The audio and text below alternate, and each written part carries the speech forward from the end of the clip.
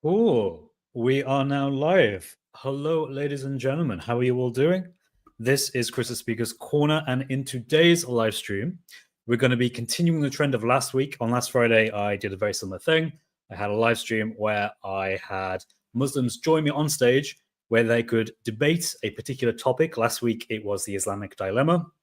This week, it's going to be something new. It's going to be in the vein of Quran preservation and how Muslims understand that how the Quran has been preserved. We're going to have Muslims on stage, hopefully, assuming they want to join and have this kind of dialogue, and see if they can defend their particular way of understanding how the Quran has been preserved. Now, I obviously have my own opinion on this. I've made videos where I've talked about this previously. I've had Dr. Fadel Soliman on this channel. I interviewed him, where he, being someone who knows both Arabic and has also written a book about the, perhaps we could say, different variants of the Quran. I have learned from my conversation with him, and that's obviously helped form my opinion.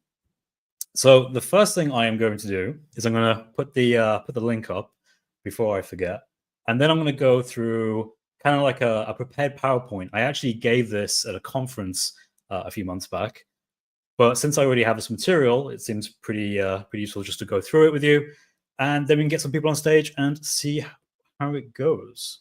So the first step is going to be for me to post this in live. So let's do that.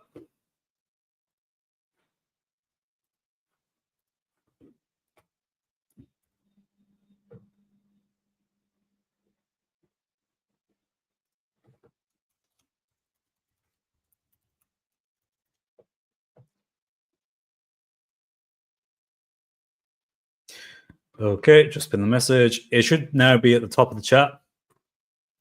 And you can see that I've clearly said Muslims only for this.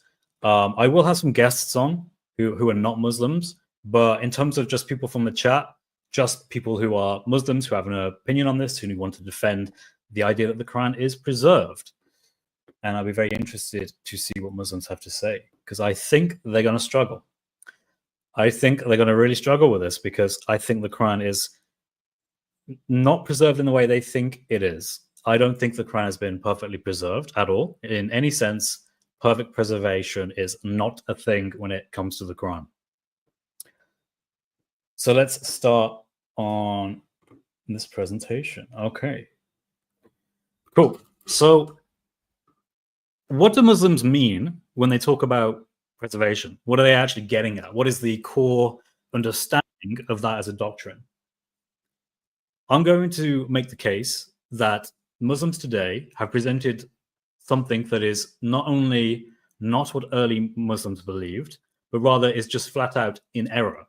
It is something that is demonstrably false. You can show very quickly and very easily that the Quran is not preserved according to their understanding, the idea that it has been perfectly preserved. And not only this, but I think it actually does a disservice to Muslims when people who are supposedly of knowledge try to explain, I guess, or to inform other Muslims who are not so knowledgeable that in their religion, in Islam, the Quran is perfectly preserved, word for word, letter for letter, dot for dot. There has been no change to the Quran whatsoever. And they might quote a Quran verse to try and justify that, but this is what they tell people. And I absolutely think that that is not true. And I think at best, this is just a misunderstanding from the person who supposedly knows this sort of thing. And at worst, I think it's just an outright lie. I think people know full well that this isn't the case. This isn't what early Muslims believed. This is something that people are saying to Muslims as a way of encouraging them in their faith and to try to prevent them from being exposed to material that would shake their faith and get them to question some other things that they have been told by Muslim scholars, by their imams, by different sheikhs. Now, I'm always wanting to present things as clearly and as close to the truth as I possibly can. I want to get rid of as much rhetoric as I can and just present things factually. So in that vein, I'm going to go through this and we're going to go through different aspects. And maybe after I've done this or as I'm doing it, we'll see how we go. If they get people who want to come up, they can do. So let's start this first real quick. Here we go. So I made the case this is important. I think this is really important. I think it's important because Muslims believe something that is just absolutely not true. And it's demonstrably not true. There is no sense that this is true, and it is something that can be shown to be false very easily. They think that there is one Quran, and it's been perfectly preserved. I don't think there's one Quran. I don't think that's a correct way of looking at the Quranic materials. I don't think that's a correct way of looking at history from even an Islamic point of view. I think there's many Qurans, many Arabic Qurans. And I think I can demonstrate that tonight to any Muslim who's watching. And if you are watching, I would suggest you pay close attention to the things that I bring up, because if you haven't heard this before, some of this will be quite shocking. There are many Muslims. I know to many of my audience, this probably isn't very shocking, but there are many Muslims I've had the pleasure of meeting at Speaker's Corner who genuinely believe there is just one Quran. There's just one. And the sad thing is that is absolutely not true. According to Muslims, even Muslim scholars acknowledge that there is not just one Quran. There are, in fact, many differing Qurans, and there needs to be a way of understanding what that relation is and how Muslims are to understand that. And this is why I say it's a known lie. Because anyone who I've spoken to people who are knowledgeable, who know this sort of material, and I asked them very clearly, look, is it just one Quran? There is no others. There is nothing else. It's just 100% agreed upon. There are no differing verses. There are no ayah of difference. There's nothing like that. It's just one. And they will look at me in the eyes and they'll say yes. And then I'll bring up the different Qira'at. I'll bring up that aruf. And then all of a sudden, it's like you've opened a can of worms. And they get nervous because of what you just said, because they've realized you're aware of things.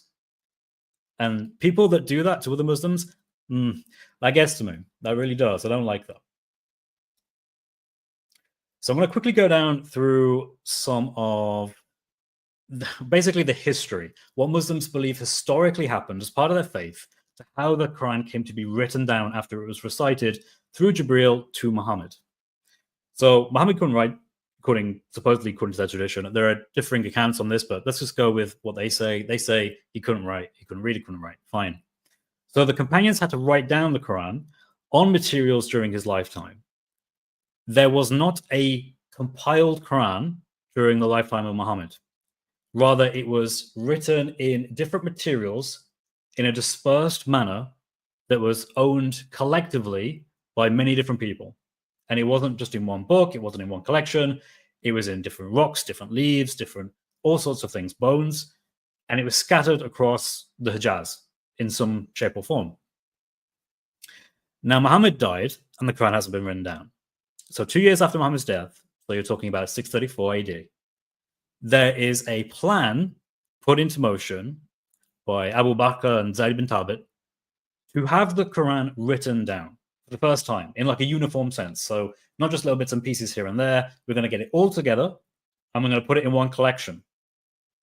Great. Sounds absolutely amazing. Now, key point here. They did not do this just from memory. There is nothing that says they did this just from memory. But rather they point out the kinds of ways that they got this information.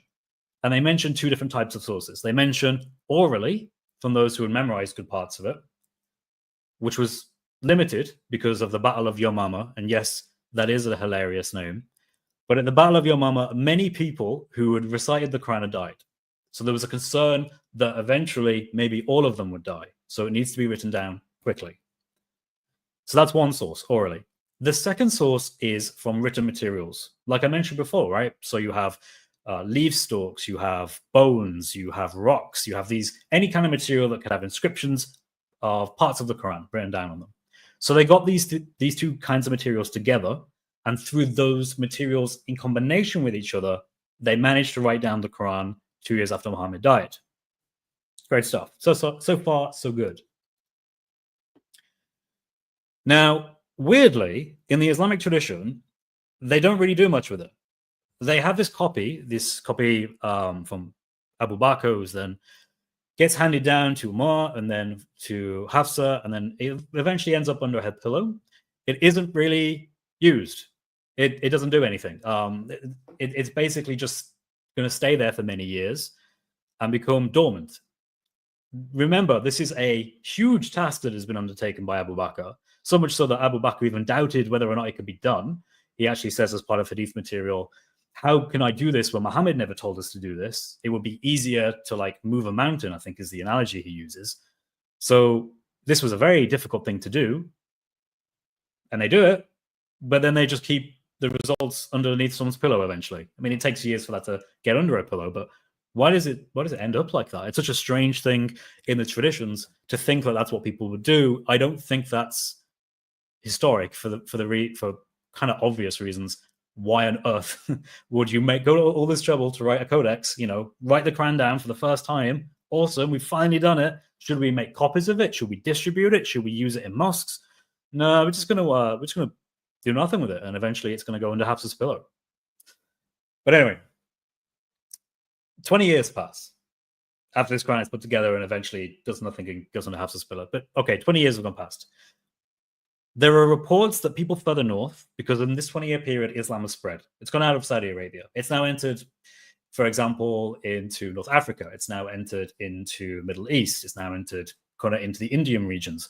So we now have a situation where there are differing groups who are reciting the Quran differently. And this is causing problems. People have anxieties about this. It's like, hang on a second, whoa. We can't have this group of people saying the Quran is this, and this group of people saying the Quran is this. They are saying different things and they are arguing with each other. That cannot be allowed to continue. And the actual hadith material, the sayings that are part of the Islamic tradition, they actually record that people said, let us not differ like the Jews and the Christians differ. So they thought this was substantial, and they were actually contrasting it with other groups. So Uthman, the fourth caliph at this point, he just the caliph at this point, Uthman, he then comes forward and says, okay, cool, I'll have an answer for this. I'm going to put together a committee, and I'm going to get Zayd bin Thabit back in as well. And we're now going to take the codex that was under Hafsa's pillow, that isn't being used, and we're going to take that with other Quranic material, and we're going to use that to do another Quran, another copy of it, so to speak, the Uthmanic copy of the Quran. And then we're going to burn everything else. We're going to destroy everything else. Any Quranic corpus material, whether it's on bones or leaves or copies or whatever it might be, we're going to destroy it. We're going to standardize the Quran into just this one, and it's going to have Uthman's seal of approval on it, and it's going to be all good. And no one's going to argue anymore. Sounds absolutely great. But it doesn't go too well. So, first of all, we actually know at this period in time that there were other companions who differed already into what Uthman was trying to get this Quran to look like. So we have Abdullah ibn Masud and Ubay ibn Ka'b. Both of these people are companions. They are part of the Sahaba of Muhammad. And they are, according to valid hadith, sound hadith, they are considered some of the greatest reciters of the Quran. In fact, Muhammad actually says people should learn the Quran from these people.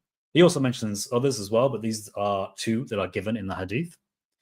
The issue, of course, is that these guys differed on what the Quran was.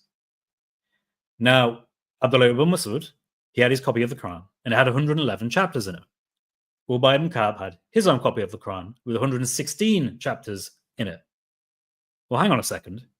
How many chapters are there in the Quran today? There are 114 chapters in the Quran today. So neither of them got it right? How does that work? And how is it they could have got the whole thing totally so distorted according to what we have today, given that these guys are like meant to be the best of the best? If you want to learn the Quran, you go to these two guys, but they're going to tell you different things, which is difficult. It's important to note as well, Ubay ibn Ka'b and Abdullah ibn Masud were not invited by Uthman. Now, when Uthman's putting together his Quran, he gets all the different materials, right? He also gets people who have memorized good parts of the Quran. Who would have been some of the best people who have invited to this committee to write a copy of the Quran? Who would have been some of the best people? Well, it would have been these guys, Abdullah ibn Masud and Ubay ibn Ka'b. But they're not invited. Presumably because he knows they have differences in their Quran codices. Uthman just sidelines the whole issue. He's like, no. I got Zayd ibn Thabit. I got members of my family. I've got Hafsa's codex under a pillow. We got some guys who've memorized stuff, and we've probably got some rocks, some leaves, some bones. That is it. We're going with this. That to me tells me that there was contention very early on what the Quran was. So this is where things get a bit more complicated. But basically, Uthman, so he writes his codex, right? Uthman, he's got stuff he wants. He's got Hafsa's codex. He's got all these things. Not going to have Abdullah ibn Masud. Not going to have Uwais ibn Ka'b. We don't need those guys. No point. I'm just going to do what I've got with materials I have, destroy everything else. And this is the only official Quran. Anything else is not a Quran. It needs to be destroyed. Well, he makes copies of his own copy, and he distributes them to important cities across the Islamic Empire. And there's varying traditions about which cities these are, but you could say things like Medina, Mecca, Kufa, Basra, and Syria, or potentially Damascus. Like, these seem to be roughly the areas that he sends these copies to. They aren't the same. They're not the same copies. They aren't like for like identical copies. Scholars, and even in the Islamic histories, Islamic scholars wrote about it, and they said, hey, we know that in Mecca, the Uthmanic copy they have, that Uthman sent to them, has a variant that is not present in our copy of the Uthmanic Quran that we were sent. Ooh, that's interesting. So it looks as if they're not the same. There's differences. And you see what's interesting is Marin van Putten here on Myth Vision, when he's talking to Derek, he actually goes on to say, well, I think they're best explained by scribal differences. As in, these are errors that scribes have introduced into the text, not intentionally, but because they are very minor and because they don't seem to be intentional, it looks as if they are just errors. So now we have a problem. The Uthmanic Codex, which is supposedly the standardized Quran, has errors in it. How can we say the Quran is perfectly preserved? The Uthmanic Quran, which is as far back as we can really go with the textual tradition, has errors. Straight away, we have huge issues. Now, I'm going to invite some guys on stage here because I've got some guys who are patiently waiting. So I'm going to bring up Ibn Dawood. I'm going to bring up Rob Sentinel as well. Hello, both you guys. How you doing? Good. How you doing? Doing good. I saw you guys just came straight from Testify's live stream as well, which is awesome. We're doing the rounds. Doing the rounds, yeah. Can you guys just talk for a sec? I want to check an audio thing. Sure. Hello. Can you hear me? Yep. There we go. Rob, speak. I can't hear you, Rob. Neither can I, Rob. Something's wrong with your... Okay, well, I'm going to wait for Rob to sort his audio out. As soon as I hear you, then we'll know that's all good. But yeah, is there anything you want to add, Dawood? Otherwise, I'm going to continue on with the next slide. It'd be great if you gave... So I'm just curious about, actually, this is a question I wanted to ask you for a while, actually. Do we know what these variations are in the original, or in the 5 that were commissioned by Uthman? Yes. For example, Marin actually gives one. I can play the video if you like to. Let's do the video. It's annoying because I got this slide up, but I can't actually play the video from it, which is terrible. But let's bring up the actual video itself. How's my audio now? Hey, I can hear you now. That's all good. There we go. Good. Okay. Uthman did allow for a slight variance. I don't think I can hear that. Let's try this. In the rusum of his codices. Oh, wow. I just heard myself. That was quite right. Okay, cool. Can you guys hear this all right? When some particular variations, like prepositions and particles, but not words or phrases. So according to Abu Ubaid ibn Salam, Uthman's 6 codices were in 99.999% agreement in the rusum. There was a difference of 43 characters out of almost 374,000 characters. And this was intentional. So the committee did accommodate for a few of the well-attested particular variations that very slightly altered the rusum, okay, the consonantal skeleton. For example, in the Meccan Codex, in the codex sent to Mecca, okay, there is an additional preposition min in verse 100 of the 9th surah. Okay, that does not appear in the other codices. So that is 2 characters, a meme and a noon. All right, there are a few more of these, totaling 43 characters across 6 codices. So again, these were intentional. They were accommodating various authorized readings. Variants that we find in these 4 master copies, and there are very few of them. So there's about 40 of them, and they are tiny. Right? They're things like one copy has qalu, they said, and the other has waqalu, and they said. Those are the kinds of differences we're talking about. Now, those really don't matter. Right? They amount to nothing, and the idea that someone would care so much about it to include both of those variants seems silly. Why? Especially in light of the why was Uthman standardizing the text? He was standardizing the text because there was a lot of variation around it. He was like, I'm going to, get the whole community on to agree on this one text, because there was all the variation. They weren't arguing about whether a verse started with "and" or not. They were arguing about what the verse even said. So the fact that the idea that they really wanted to include these variants seems very unlikely to me. It looks like scribal errors to me. I mean, that's what it's like. So, did we hear that? It looks like scribal errors to me. So, because when Ali Attai was given his reason, he said, Uthman approved these. Why? So no reason. So what you saw there was 2 different perspectives. The first part was blogging theology with Paul Williams, who was interviewing someone who was giving his opinion, and then you saw Derek on Myth Vision, and he was interviewing Marin Van Putten, and he was giving his opinion. So Marin is just basically saying, look, they're so minor. How on earth can they be intentional? They look like scribal errors. The question you have to ask as a Muslim is, wait. If you believe the Quran is perfectly preserved, it doesn't even get this far, because you get to Uthman, and then Uthman writes down the Quran and he writes it wrong. There are variants in it. So the doctrine of perfect preservation goes out the window completely. The letter for letter, word for word, dot for dot idea, poof, straight out the window. Even Uthman couldn't do that. And we know, and this isn't like controversial. This is known by scholars all over the world. In Islamic tradition, they know there are variants in the codices. So that's kind of what I want to illustrate with that. It's not the magnitude of the variants; it's the fact that there are variants. There's a comment by John Geometers. Roofed. Roofed. Yeah. By the way, the guy that was speaking on Paul Williams' YouTube, just FYI, he's a flat earther. He actually argues for flat earth through the Quran. Yeah, he's a flat earth Muslim. Just FYI. There are a few of those that I've seen. What's his name? Shamsi, I think, is a flat earther. Yeah. He's a flat earther and also a geocentrist. Yeah. Amazing. And his understanding is, look, the early scholars seem to look at it that way.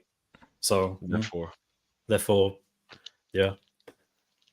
Okay, so what actually is the Quran? Now, this is something that I can't get an answer to, and I would love for Muslims to come on and give me an answer to, because I don't think there is one. According to tradition, Muhammad had the Quran recited to him in 7 different modes. Jibreel will come to him, recite in one way, then recite in another way, and another way, and another way, another way, another way, all the way up to 7 different ways. Now, the problem I have with this is we don't know what they are.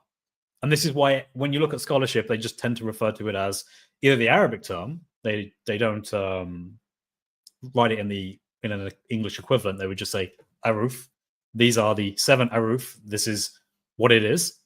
Or they would say, it's different modes. It's the 7 modes. We don't actually know what this is in terms of, is this talking about like different ayahs, different verses of the Quran being different? In what sense are they different? Are they different like thematically? Are there different topics or different categories in a sense? Or is it talking about surahs? Maybe it's talking about chapters. Maybe it's entire chapters. maybe it's not. The issue is that we don't have any more information to work from. So all we can do is guess at what this is. We don't know what this is. It's been lost to time, if it ever was known. And because of that, I would argue very clearly that if Muhammad revealed the Quran in 7 different ways, 7 different modes, that is the revelation from Allah, according to the Islamic perspective, and we do not have this anymore, then we have lost the majority, in a real sense, of the Quran. Because that aruf, or at least 6 out of 7, 5 out of 7, depends on how you look at it, is lost. It doesn't exist. It's gone. And I challenge any Muslim to show me what the aruf is explicitly, to show me it in terms of the actual recitation, where it differs. Explain to me how you know this. Explain to me that this is something you derive from the Salaf, through the Sunnah, or the Quran, and show me that this can be defended. Because I don't think it is. I don't think you can show me this at all. I think that every Islamic interpretation is purely hypothetical and without evidence. No explanation for this at all. The Quran is revealed in 7 ways. We don't have them anymore. The majority of the Quran has been lost. And it's up to a Muslim to show me otherwise.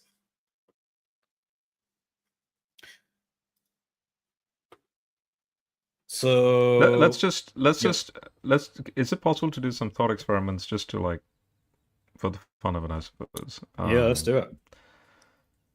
So let's summarize so far what you're arguing. So, and this is still an area that I have like a surface level knowledge on, but I'm still, you know, it is still very complicated, like, to try and really grasp the bigger picture of the implications of this. But based on what I'm understanding so far is the Quran emerges as from a singular voice, Muhammad. He's claiming it's Allah speaking through him, right?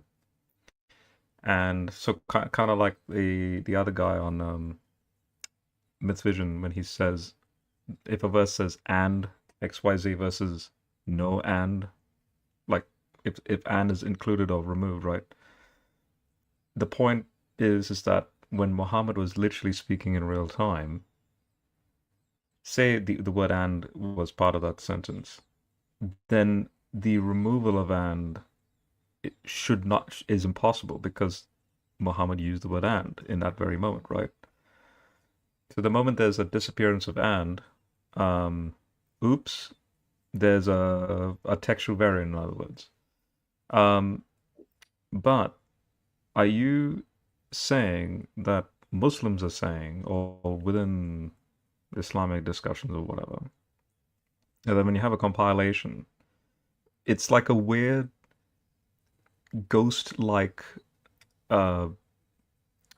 lurking the background, so to speak? It is a form of textual criticism that they're having to deal with, but they're saying that Allah is the one that inspired it in like 7 different ways or something. Like, so in other words, you can include an and, but you don't also need to include an and, because see, it can mean the same thing in different, like, depends. It's kind of like Obi-Wan Kenobi. From a certain point of view, right? What I told you is true from a certain point of view. Yeah. So is it sort of like that, or is it? So they would what they're going to say, just to go through their position, would be the aruf. Well, actually, there are different positions depending on where you boil down to the status of the aruf, right? Are they still around? Like, do we still have these 7 different modes? Have they been lost? Because there are Muslims that do actually think they have been lost in some way. Some would say only one has been preserved, and that is the preservation that is found through the Uthmanic text. So in effect, when Uthman wrote down the Quran, he preserved 1 aruf. All the others went. They've been lost to time. We can't tell you what they were. There's another position that says, well, actually, we do have some of the aruf, like on the 3 out of 7, 4 out of 7, something like that. They have managed to make their way into the Qira'at somehow. We can't tell you where, because we can't identify these, but we know that they're there because they're there. Yeah. That's really it. It gets very bizarre when they try and explain how they can identify these things, but they can't. So, and the final position is just that all of the Aruf has been preserved in the Qira'at. So just to clarify, if they were to identify, the only way would be if you actually had the carbon copy original to then categorize chronologically. Number 1 is here, number 2 is here, number 3 is here. So in other words, going back to that first position, like the first argument that Muslims make, that you brought up, for them to say that the one that comes down, right, from Uthman, you would have to logically say that goes directly back to Muhammad. You can't have that as some sort of like mutated version of Muhammad's message. It has to be originally Muhammad's that then maybe spills out into these. Well, the question but that's an argument from silence. How do you defend that? How do you say that goes back to Muhammad? Well, that's the thing, right? Like, how do you know? How can you differentiate between the Aruf supposedly making its way into Qira'at later on and scribal errors? Like, how can you do that? Yeah. Well, suspiciously, a lot of the Qira'at can are very minor changes in vowels and so on in the Arabic, which changed it just enough to be important. You know, it's not like these are just radical changes to the skeleton text. These are changes to consonantal, not the rasm, but the actual dots that are used to identify different letters in the Arabic. That's quite a minor change. So again, you know, you need a methodology for splitting that between mistakes that well-meaning people have made, or this is actually just one of the ways that Muhammad gave the Quran. But of course, this doesn't neatly line up into 7, which is one problem. Because again, this is meant to be 7 different modes, the Aruf. Well, we would expect to see 7 of some variants, right? But we don't, not in any sense. So that seems to have gone by the wayside. Either it's been lost, or in all honesty, maybe it's just false. My own interpretation of this is that I think Muslims came up with this as a way of understanding why there are variants. Because without it, if you wanted to think of the Quran as a holistic text that doesn't have any disagreements ever, you couldn't, because it would just be obvious, right? You would just go to a different part of the Islamic Empire and see that they recite slightly differently when they get to Surah 10, Ayah 16, or Surah 37, Ayah 12. And it's just, well, how do I explain that? Either that guy's not saying the Quran, and I am saying the Quran, in which case I need to do something about that, or we're both saying the Quran, it's just that the Quran is more than what we previously thought. And I think that's the opinion they came down to. It's as weird as it is, but it makes sense. It's always been this like humorous image in my mind, which I don't think has been suggested before, but basically you're bringing it up, that imagine if you have 2 Muslims from across the world bumping into each other, doing their own, I don't know, devotions or something, and then he overhears the other one adding words or subtracting certain words, and he's like, no, you're reciting the Quran wrong. Well, and then that's actually what happened. It's like, according to the Hadith. In fact, in the Hadith, they would almost come to a fight over the stuff. So no, you're not wrong there. Yeah. Oh, right, okay. That's what's so bizarre. Like, this is their tradition. They think this happened, and it goes back to Muhammad. And Muhammad hence the big Yasakari holes in the narrative. Like, hence why that statement is so necessary in this. Well, I mean, with Yasakari, it's interesting because I think David Wood pointed this out. Yasakari's dad was also a scholar, and his dad, I think, was the one who used to say there's only one Quran kind of thing. So I could be wrong. Forgive me if I am, Yasakari. But from what I've heard, he's basically continuing in the tradition of his dad. But he's also trying to not do that as such, because he knows... Because, I mean, I've read his book. I've read Dr. Yasakari's book on the science of the Quran. An introduction to the science of the Quran, and he's pretty honest about this. He says, look, there is the Aruf, we don't have that, it's not known to us, we can only speculate what the Aruf is. And it's like, well, cool, I think therefore it is appropriate for non-Muslims and Muslims alike to say, therefore we have lost a significant part of the Quran. in the same sense, if I said to you, Rob, David, if I said, I have, I don't know, a collection of magazines or something, and I tell you there's like 20 of them, and you ask me to identify them, and I cannot do that to you. I cannot actually tell you what they are. I can't list them. I can't like point out the different contents of them. I simply have to tell you, look, that it really is the case that there are 20. At some point, you're just going to say, look, Chris, I don't think you do have 20 magazines. I don't think you have however many you think you have, because it's evident that it looks like you only have one, because that's the only thing that's preserved through the text, through the Uthmanic text.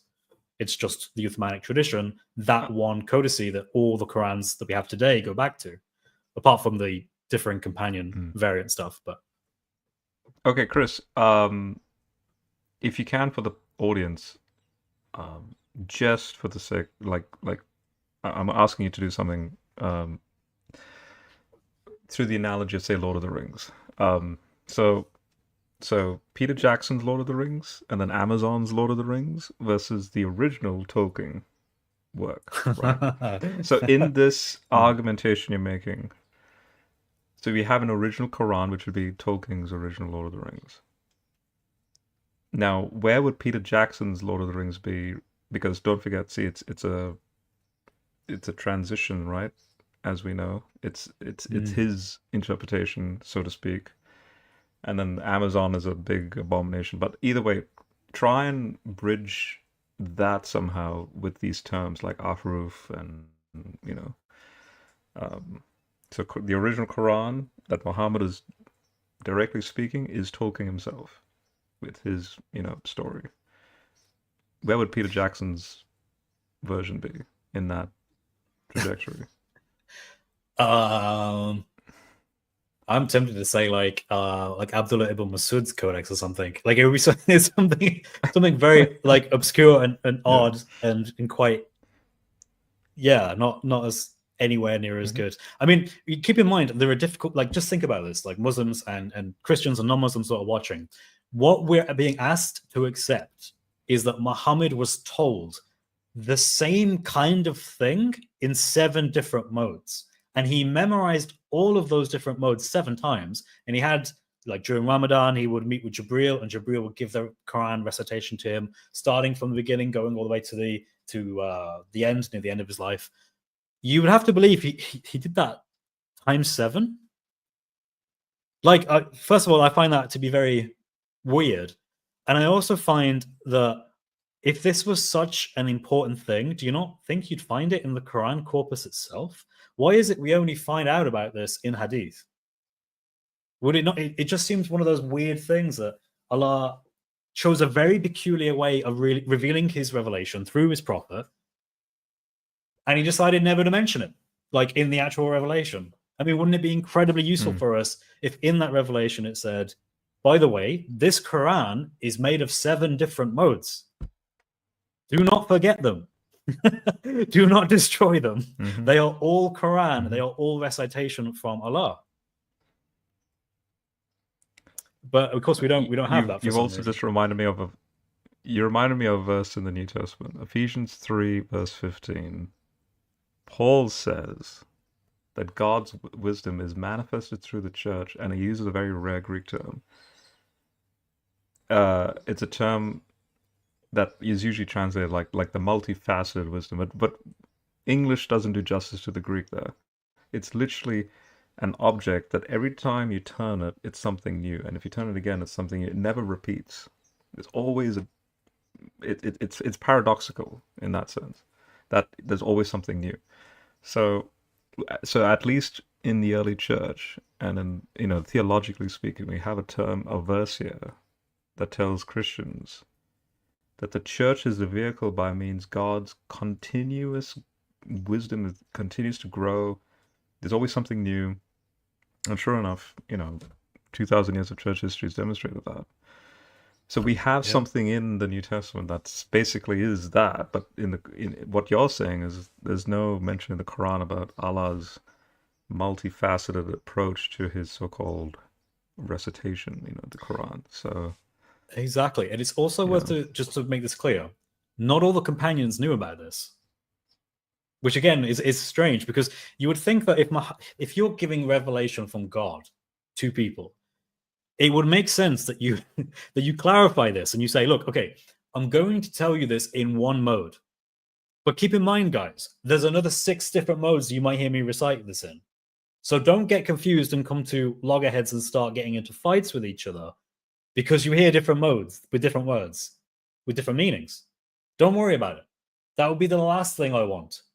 So I'm just going to tell you, companions, every time I give revelation, so you don't misunderstand me, there are 7 different ways I'm going to do this, not just one. And yet, that's not what he did. That wasn't a concern of his.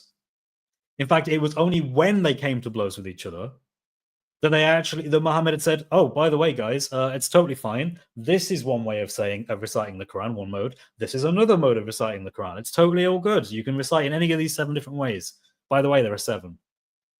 I find that difficult. Like from understanding how this would have played out in history, I have a difficult time putting that together and understanding it in a way that makes sense. So this is actually about the Bismillah. Basically, there are differing accounts of how many verses there are in the Quran. And because there's differing accounts, you can very clearly say, well, look, if the scholars debate it, then the Quran is not perfectly preserved. Because if you don't know how many verses there are in the Quran explicitly, and there are differing accounts depending on how you understand where certain verses start and end, because that isn't clear. Because Muhammad would basically indicate the start and ending of a new verse by just a prolonged period of silence. So, for example, I could do this, and that's now a new verse. But of course, that's difficult, right? Like, if it's just a period of silence, people can do that for other reasons as well, right? Like for effect. Or they can just be taking a breath, catching their breath as they speak. Or he's yawning. Or he's yawning. Yeah, maybe he's tired one day. And some people who aren't paying attention, they just hear him take a break and they go, oh, that's the start of a new verse. Muhammad, that's also part of the revelation. Record that. Well, this is the thing. And if you go by hadith, Muslims through hadith ascribe to Muhammad have a very particular understanding of the benefits of certain verses.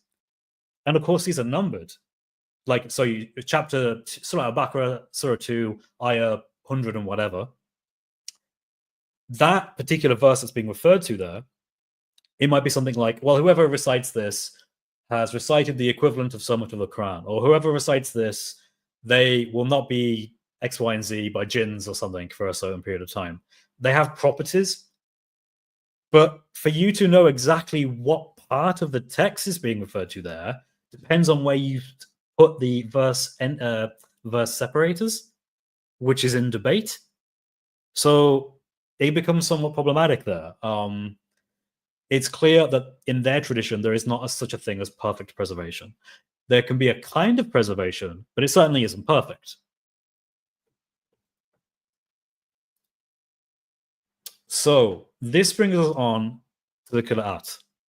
So far I've been talking about the Aruf, and this is where things get even more interesting, because the Aruf actually comes from Muhammad, according to their tradition. Muhammad talked about the Aruf. Muhammad talked about how the Quran is being revealed in 7 different ways, 7 different modes. Great. We at least have some material that can be taken to Muhammad, according to their tradition, that at least they can cling on to, and at least we can say, all right, we can take that at face value. We can do that. But now we enter something new. This is the Qira'at. And the Qira'at, in effect, is different recitations. It's different recitations of the Quran, which is also a recitation.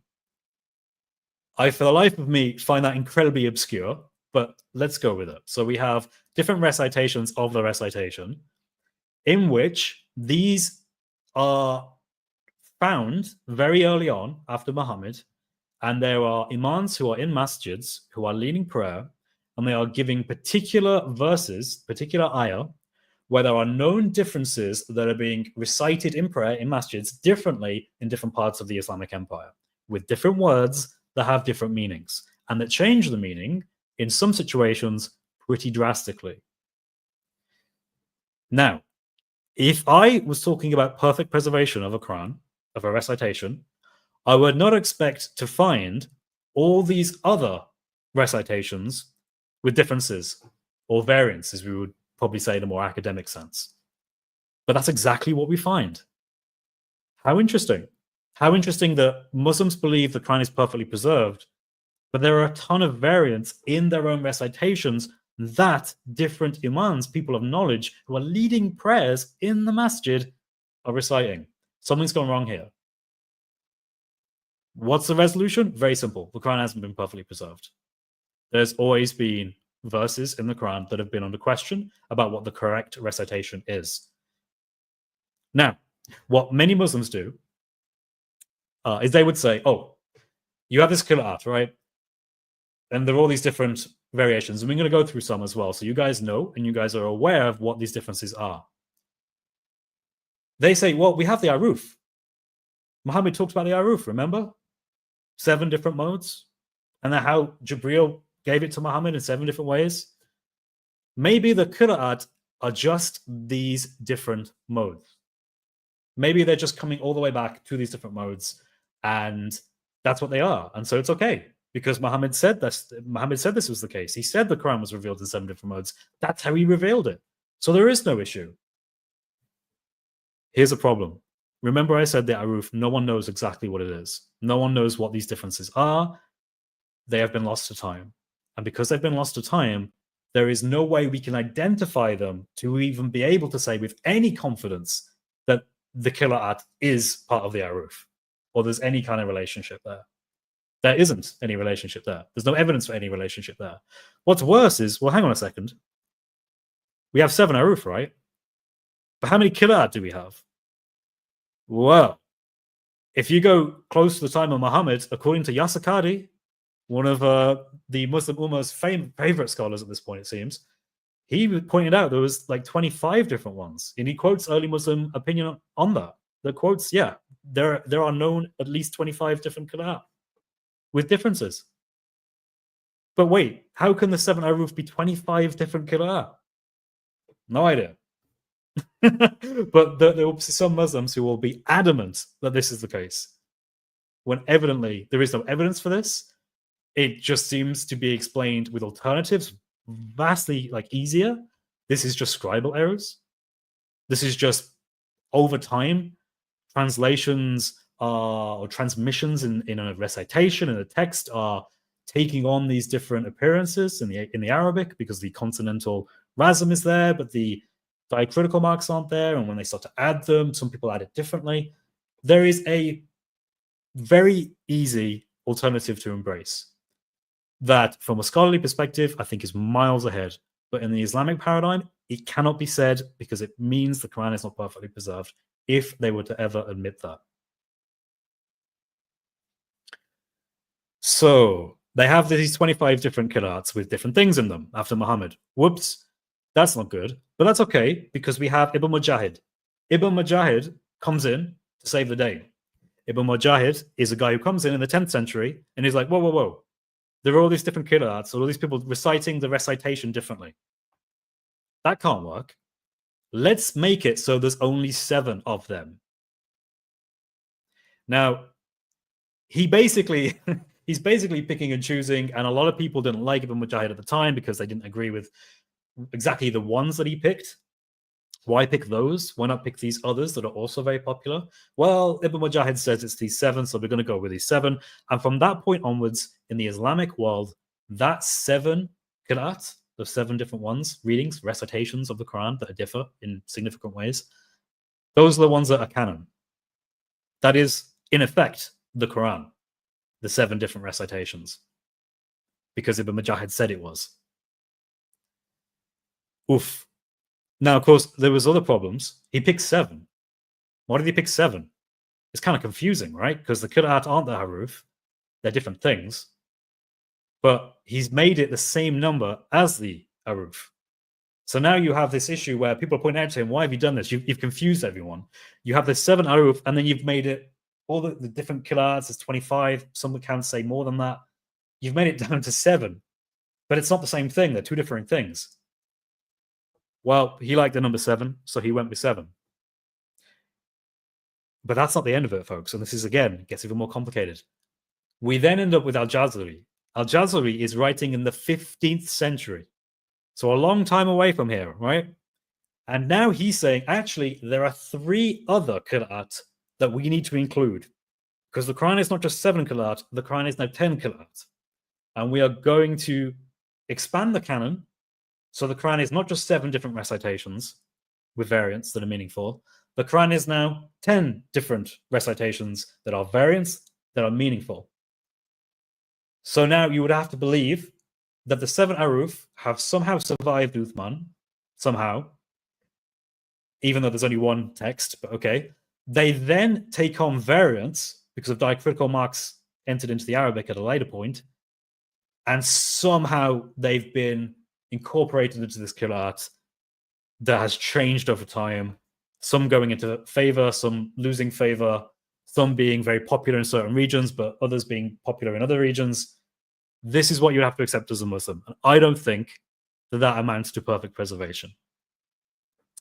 Now we have someone who's joined us. I'm going to add you to the stage. Saran, are you there?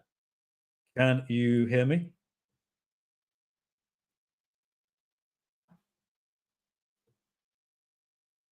You need to unmute, Saran. And also, could you tell me if you are a Muslim? Wow, he wanted to be added real bad in the private chat, but now Oh, he got did his chance. He just Oh, I'm sorry. I've been talking Oh, for a no. while. Oh, yeah, he just said, add me, add me, add me, add me, add me. The entire private chat is just, Just add add me. me, You add just him and again and then again and again. all right, Okay, it looks like he's left, so. all right. Saran, if So you want to join again, feel free. But do you guys have anything to add at this point? No. by which authority Unless are they able oh, to include and exclude Qira'at? Because from my understanding, that the popular narrative that they use is that the 10 are the mutawatan Qira'at, because there's actually hundreds of Qira'at, but only 10 are supposedly multiply attested. You've just activated my trap card. Oh, One snap. second. Let me bring this up because Marin Van Putten has very helpfully written an article on this, and we're going to take a look. So this is PhD NIX's blog. This is Marin Van Putten. He does some amazing scholarship in terms of the different readings. And one article that I particularly love is his article, and you can find this, by the way, by going onto his blog. And if you go to the September 2023 archive, you'll find this article. And let's just read it, see what he says. So keep in mind what David has just talked about. He's mentioned that Muslims will say that either the 7 or the 10 Qira'at, they are mutawatir, they are tawatur, they are mass transmitted. In other words, they are so well known throughout the Islamic Empire by so many people that it is impossible that these are intentionally fabricated or that people came up with them by accident, but rather they have a chain of transmission that is attested throughout all of the different stages, all the different people involved in that chain, that go all the way back to Muhammad, and therefore we can be confident Muhammad actually said this. That's the argument. But let's see what Marin Van Putten has to say about this. Now, he's going to be talking about Tawatur, which is the mass transmission of the Qira'at, according to Al-Jazari. Al-Jazari was the guy who expanded it from 7 to 10 in the 15th century. So one of the interesting parts of modern Islamic orthodoxy, is it large enough, by the way, guys? I'll zoom in for you, is the belief that the 10 canonical reading transmissions are transmitted by Tawatur, mass transmission so massive that it is unthinkable that people could have agreed upon a lie. The requirement of Tawatur doesn't really enter the Islamic discussion until rather late. Yes, this is a late doctrine that they established, like other things. And while it has become the dominant position, as late as the 15th century, people were still giving pushback against it.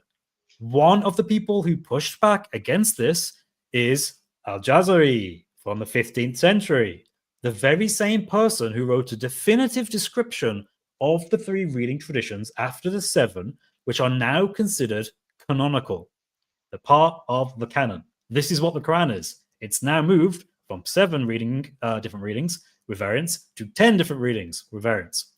He is seen as the canonizer of the 10. Ironically, the 10 are now widely held to be transmitted by Tawatur, even though he himself emphatically and cogently denied this, not just for his 3 after the 10, but even for the 7. In other words, Al-Jazari, the guy who was an expert on the Qira'at, who expanded it from 7 to 10, did not believe that the 3 he was adding were mass transmitted, and he didn't believe that even the 7 that were already there at his time were mass transmitted. He thinks none of them are mass transmitted. Whoops. And what's interesting is Marine Van Putten actually goes into some of his work. He translates it into English for us. And he actually shows us Al-Jazari's argument as to why he says, look, it can't be mass transmitted. Because he gives criteria for how we know a Qira'at is valid. Because remember, there are loads of Qira'at at this point. People are just coming up with totally bizarre and weird readings that no Muslim wants to hold to as being actually from Muhammad. So they need a criteria in place to be able to separate the wheat from the chaff. If I said, hey, guess what, guys? Muhammad in Surah Al-Baqarah ayah 7 said that we should all, learn the hokey cokey and put your arms in, put your legs out, shake it all about. People are going to say, whoa, Chris, that doesn't sound like something that Muhammad said. In fact, I don't think that is a valid Qira'at of the Quran, what you just said there about the hokey cokey. And this is how they came up with ways of trying to identify these weird Qira'at and saying that's not canon, but these are canon. So we have these different pillars of valid recitation. Number 1, it follows the grammatical rules of Arabic, even if just in some aspect, which is probably quite crucial because many aspects of the Quran do not follow the Arabic grammatically correct. The Quran kind of comes up with its own rules about that, which is interesting, as even Dr. Yasser Qadhi notes. And that's probably why he appends it with, even if just in some aspect. Then Al-Jazari says, and follows one of the Uthmanic codices, even if it only permits it. So he's trying to expand this to include other things, right? First of all, he talks about the Uthmanic codices, plural. Why does he talk about the plural? Because there's many of them and they have different variants in them, like we mentioned before. Second of all, only if it, even if it only permits it. In other words, it's a possible reading that you can add to the text to get that recitation, even if the actual rasm doesn't have it. As long as you can add the diacritical marks in a way that would work, then we'll allow it. So even here, flexibility. And finally, is sound in its chain of transmission. So basically, in other words, it has some kind of chain that it may be ahad, but it goes back supposedly to Muhammad. But Marin actually calls that into question as well. This is valid recitation, which is not allowed to refute and not valid to be denied. Indeed, it is from among the 7 aruf. So he's claiming this is from the 7 aruf, even though there are tons of these, way more than 7, which the Quran was revealed by. And it's acceptable for people to follow it, whether it is from the 7 imams or the 10, or some other of them from among the accepted imams. And when one of these 3 pillars is lacking, it is dispatched of as weak, daif, which of course doesn't mean it's incorrect, which is also problematic, unusual, sad, or invalid, regardless of whether it is from the 7 or from among who is the greatest of them. Interesting how he puts regardless of whether it is from the 7 or among who's the greatest of them. Interesting.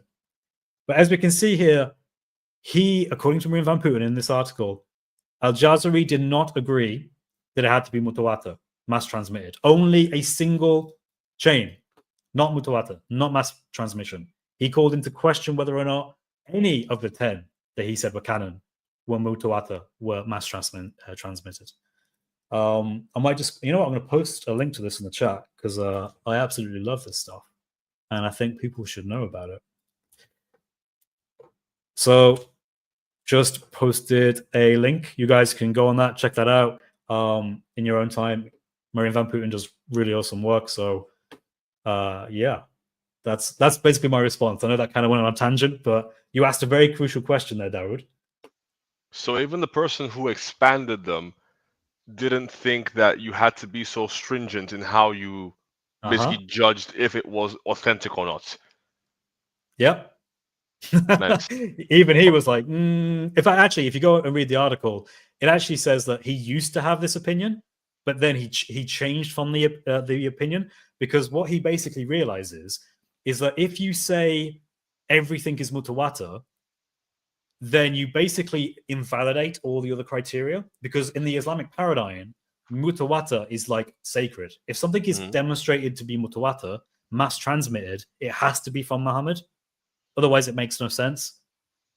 So, if I said to you, I don't know, Muhammad went upstairs on a Friday, that's mutawatir. Well, then it doesn't matter if it's not in correct Arabic, and it doesn't matter if it doesn't come from the Uthmanic Codex, because it's so mass transmitted, it can't be fabricated. So it has to be from him. So by having that single criteria of mass transmission, you basically undermine all the other criteria. So then you have to deal with people like saying, hey, there's this weird transmission about Muhammad, I don't know, taking a bath on a Saturday night. This is apparently mutawatir, but it's in a really bad Arabic and it's not in the Uthmanic Codex. And of course, if you accept mutawatir, you would have to accept that. And Al-Jazari and even Ibn Mujahid had reservations about this. They're like, whoa, no.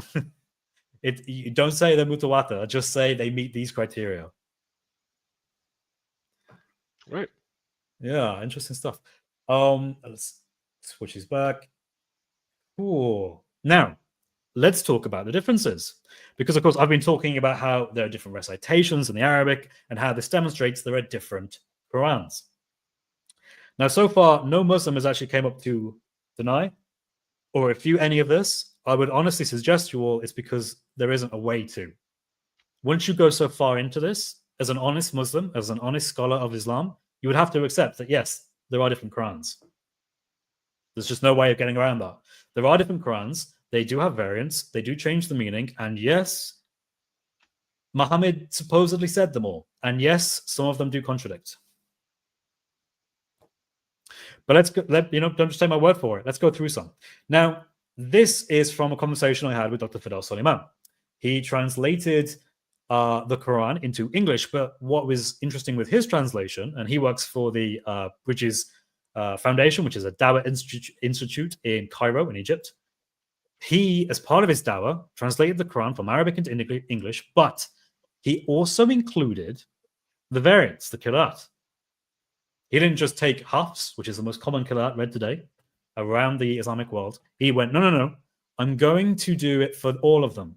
And whenever there's known differences, I'm going to, in the footnotes, add what the alternatives are, what other Qira'at said that verse should have said. And I presented this to, like, me and him had a conversation, and of course this is his bread and butter, so he brought up some examples. This is Surah 10, Ayah 16. Say, had Allah willed, I would not have read it to you, and he would not have informed you about it. That is in one Qira'at. Then there's another one, which again, these are all valid, these are all canonical, these are all accepted in Islam, these are all the Quran. A different one says, say, had Allah willed, I would not have read it to you, and he would have informed you about it. Now the brackets, that's not in the Arabic, so we can just ignore that for all intents and purposes. The difference is very clear. In the top one, there is the word not. In the bottom one, it's absent. We would call this a negation. If I were to say to you, I have climbed Mount Olympus or something, and then I said, I have not climbed Mount Olympus, I have negated, I haven't climbed, just in case you're wondering, I have just negated what I just said. Those statements can't be true in the same sense at the same time, because they are, in a formal sense, a literal contradiction. Dawood is in this live chat. Dawood is not in this live chat. They can't both be true at the same time in the same sense. Now, I presented this to Dr. Fidel Soliman. And Fidel Soliman said to me, Chris, whoa. What you have to understand is that these are complementary. Yes, they are different in meaning. Yes, they are both variants of the Quran. They are in different Qira'at, but they are complementary. So even though they say contradictory things, one says one thing, one says literally the negation of it, you can say them both because they both enhance the meaning. Now, ladies and gentlemen, I want to make this clear to you. That doesn't change the fact that they are still contradictory. Just because you say they enhance the meaning doesn't change the fact that they contradict. It's a bit like if I add spice to a food, I've still added that spice, right? It doesn't matter if I tell you I've enhanced the flavor. It's irrelevant to the fact that that spice is still there. You know, it's like, yeah, okay, the spice is there, but it enhances in a way that enhances things. No. You can take a subjective understanding about the beauty of it all you want. The truth and the matter of the fact is, from a logical perspective, these are negatory statements. They both can't be true in the same sense, but this is present in the Quran. Rob, Dawood, do you have any comments so far? Yeah, so I think the common way that they try to deal with this, even though it is a straightforward contradiction, is they will claim some sort of enhancing factor is being done by the variation.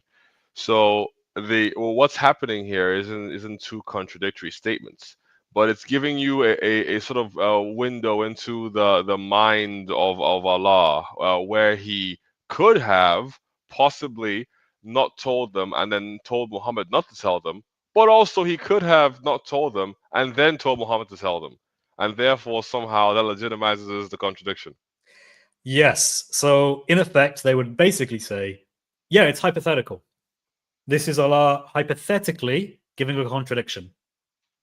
This, therefore, is fine, because for some reason, in the Islamic paradigm, all of a sudden, which tends to be very strict about their understanding of contradictions, they have now entered a new category of allowed contradictions, which apparently is a thing, but hypothetical contradictions are fine.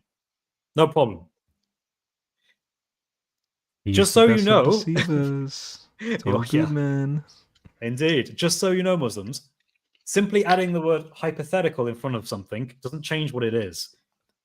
Like, if I have a red laptop and a blue laptop, I still have a laptop. You haven't done anything to change that. You're just trying to append things to it to make it sound less dramatic and less concerning than it really ought to be if you think the Quran is perfectly preserved. Because if the Quran is perfectly preserved, why do we have these contradictory verses in the Quran, in the Qira'at? Why? The answer, I think, can be best explained by saying there were scribal errors that were introduced over a period of time, and the Islamic world chose to incorporate these into its corpus, into its understanding of what the Quran is, in order to solve these issues in a diplomatic way that didn't involve going to war with different Muslim regions over which region had the correct Quran. And this is basically when the Quran changed from there's one version of it to there's now many versions of it. And interestingly, often when you enter discourse with Muslims, they'll do this game where they'll jump between we have preservation of text, and then when you disprove that, well, we also have preservation of recitation. However, if the recitation is perfected, then how do these textual variants creep in? Because surely the recitation, the example they give, where if you're standing shoulder to shoulder with somebody in a mosque and then the imam says a singular word that is off, somebody in the back will correct him. Well, why is nobody, for example, if you were to read like a Harry Potter and then you saw a spelling mistake inside, you would be able to point it out because you're aware of the story and how it should go, right? Or whatever the case would be. So assuming there were millions of Hafiz running around, and then these changes would be introduced later, surely one of them would have said, wait a second, this isn't right. But that doesn't appear to happen. It appears that the text wins out over the recitation every time, which is why even when Uthman orders the recension, I brought this up to somebody when I was speaking with them. If the problem was simply a case of the people up in Iraq reciting the Quran incorrectly, what would have stopped Uthman from just sending reciters to go and teach them the correct recitation? Why would you fix the problem of recitation with text if the Quran is supposed to be primarily delivered orally? Very good point. Very good point. I think their understanding of their own history. Can I also go on, Rob? Yeah. Oh no, I was just gonna quickly say, on top of what David's saying, to use the analogy of if anyone here is familiar with the Wicked Bible, thou shalt kill. Basically,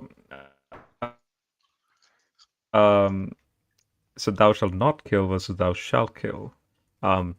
Since the typo emerged, we know it's mechanical, and but imagine if Allah, in a very low-key like manner, is like, hey, that's also correct.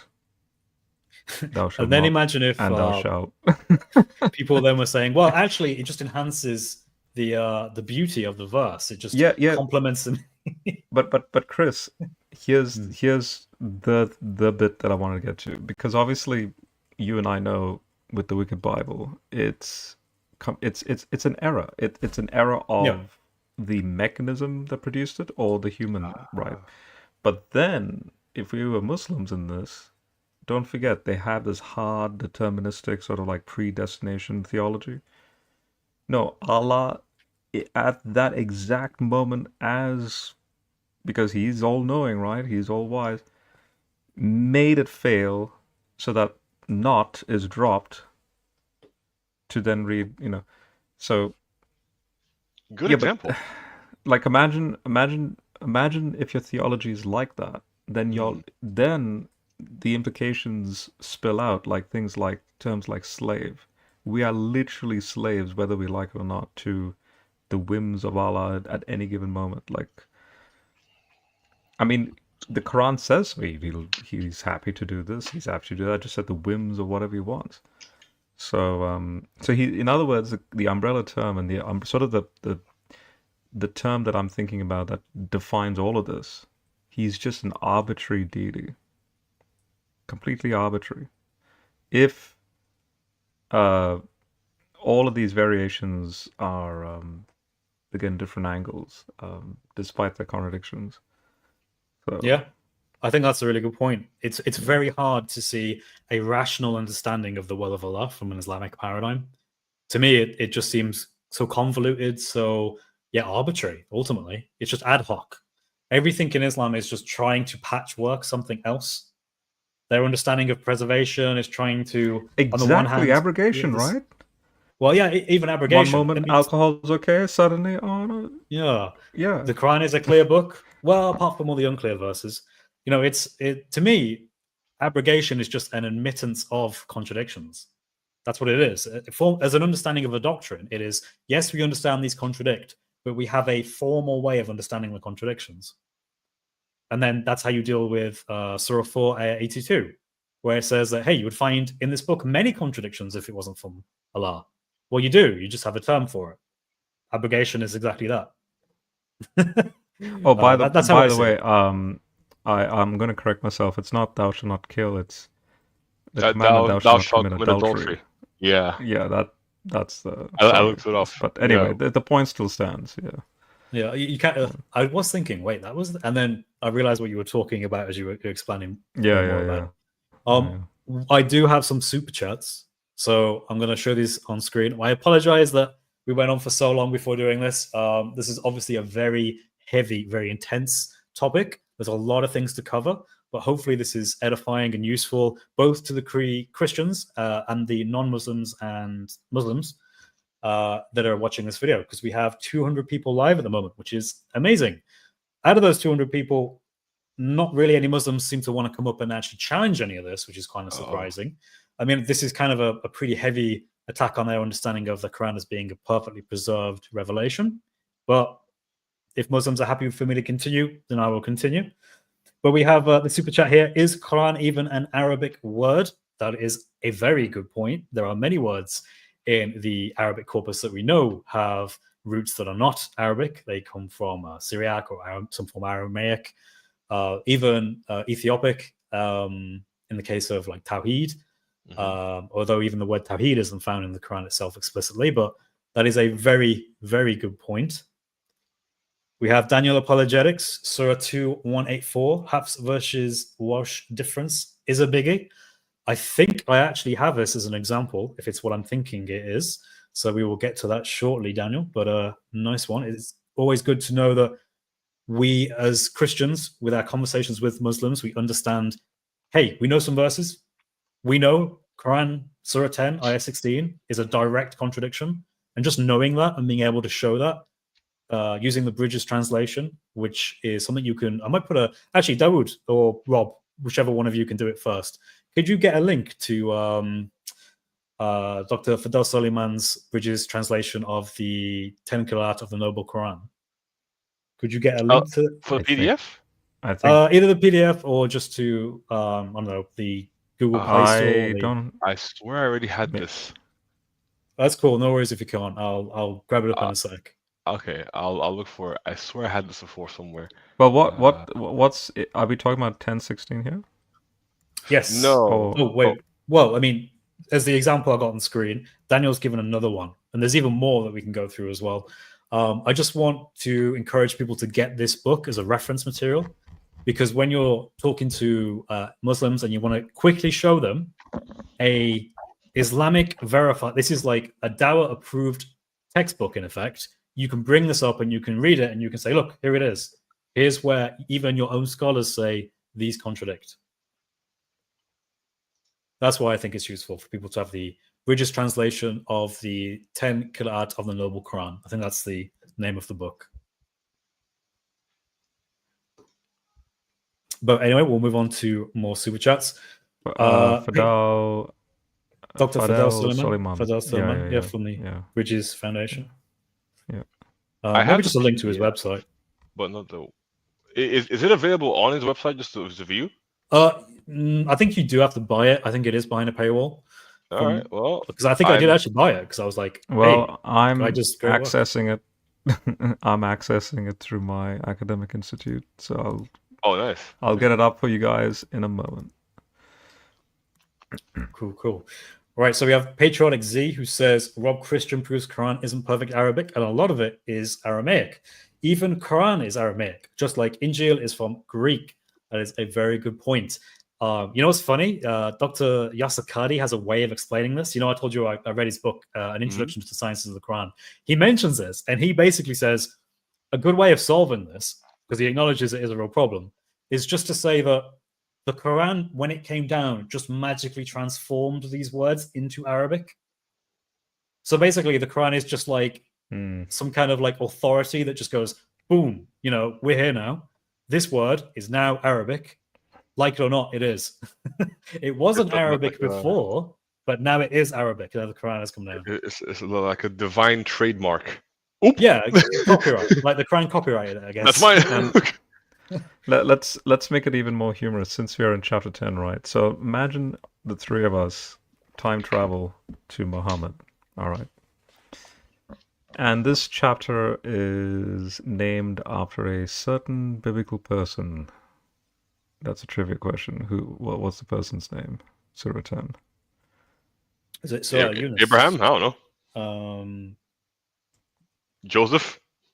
Nope. Oh, I don't know. It's Jonah. Yeah. Right? I was going to say, what does Yunus translate to? I'm pretty sure. Yunus. Okay, now notice this. Yunus is the Arabic of the Septuagint's transliteration of the Hebrew Jonah. So hang on. So if I go to Muhammad, I'm like, hey Muhammad, do you know the story of Jonah? He'd be like, what are you talking about? Who's Jonah? But then if I use the Greek Septuagint transliteration of the word Jonah in Greek, and I said Yunus, then he'll know what I'm talking about. But the fact of the matter is, Yunus is not like, so if you and I went to Jonah and we said, hey Yunus, Jonah will be looking at us going, no, my name's Jonah, not Yunus. but Allah thinks that Jonah is Greek.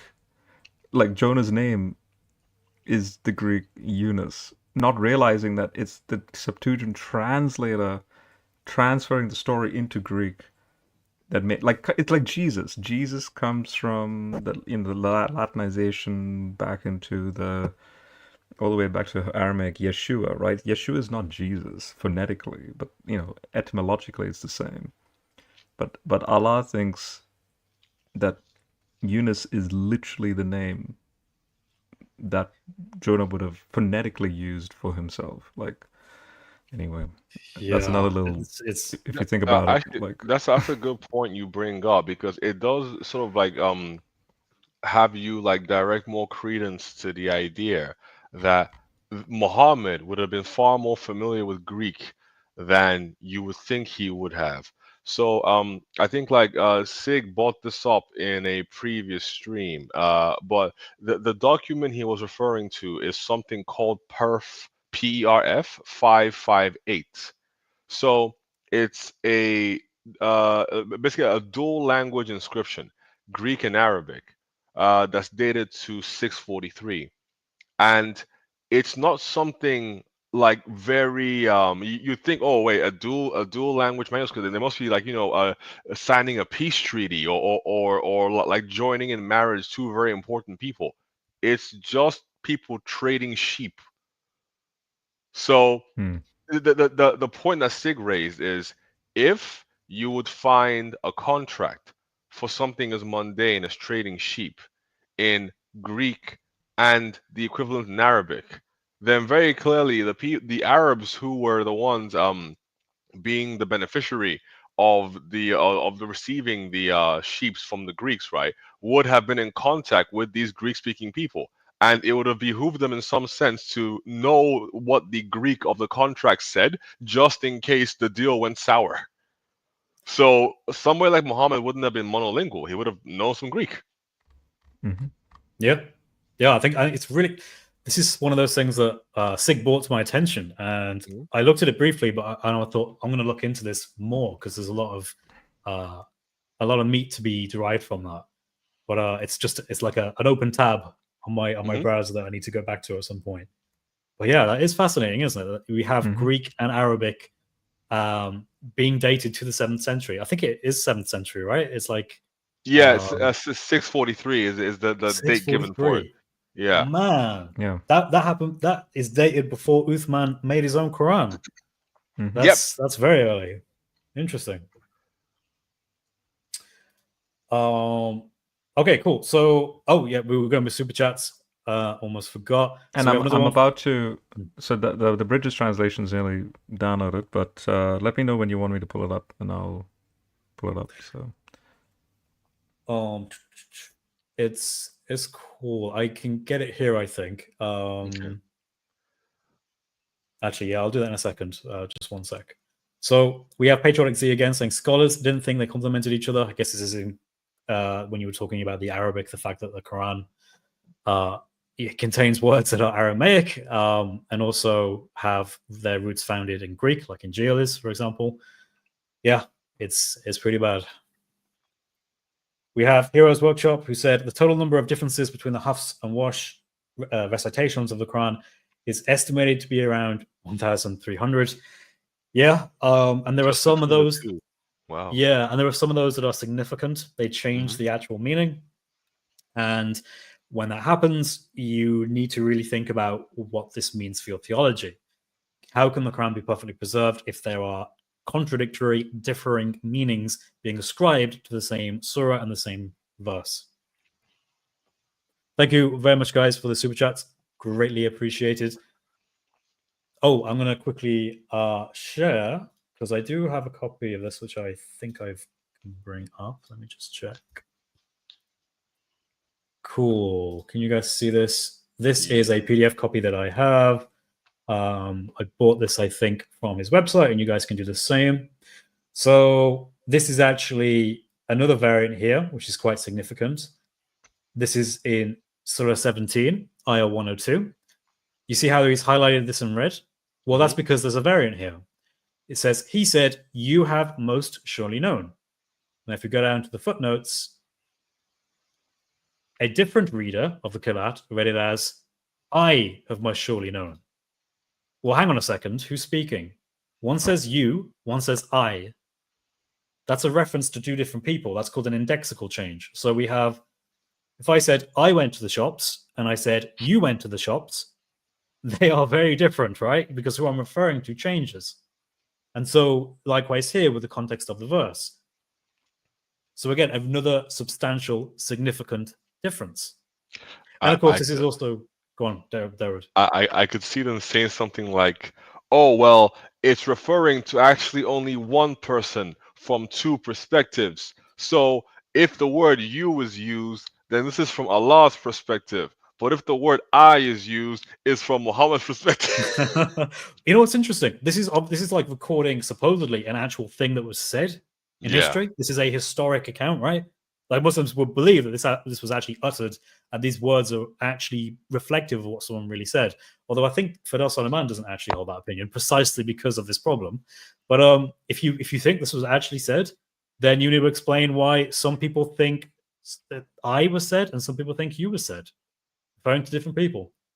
That makes no sense if this is talking about an actual historic event. Unless you think the same event played out twice with the same actors having the same conversation in the same time, in the same place, but then they just say, one of them just says the same thing but with a different word. It could have just been like a nervous recitation. It could like I mean you, no, it was you. Just, it's stuttering between the two words, maybe. I'm not sure. But either way, the possible explanations of this, I think, are bizarre. Absolutely bizarre. So when we look at this, I'm going to take you guys just to the top. I'm going to show you the header of this so you guys can see what it is. This is what it looks like. This is the British translation of the 10 Qira'at of the Noble Quran by Fidel Suleiman. I very much endorse this work because it is a very useful way to easily show the different variants to Muslims.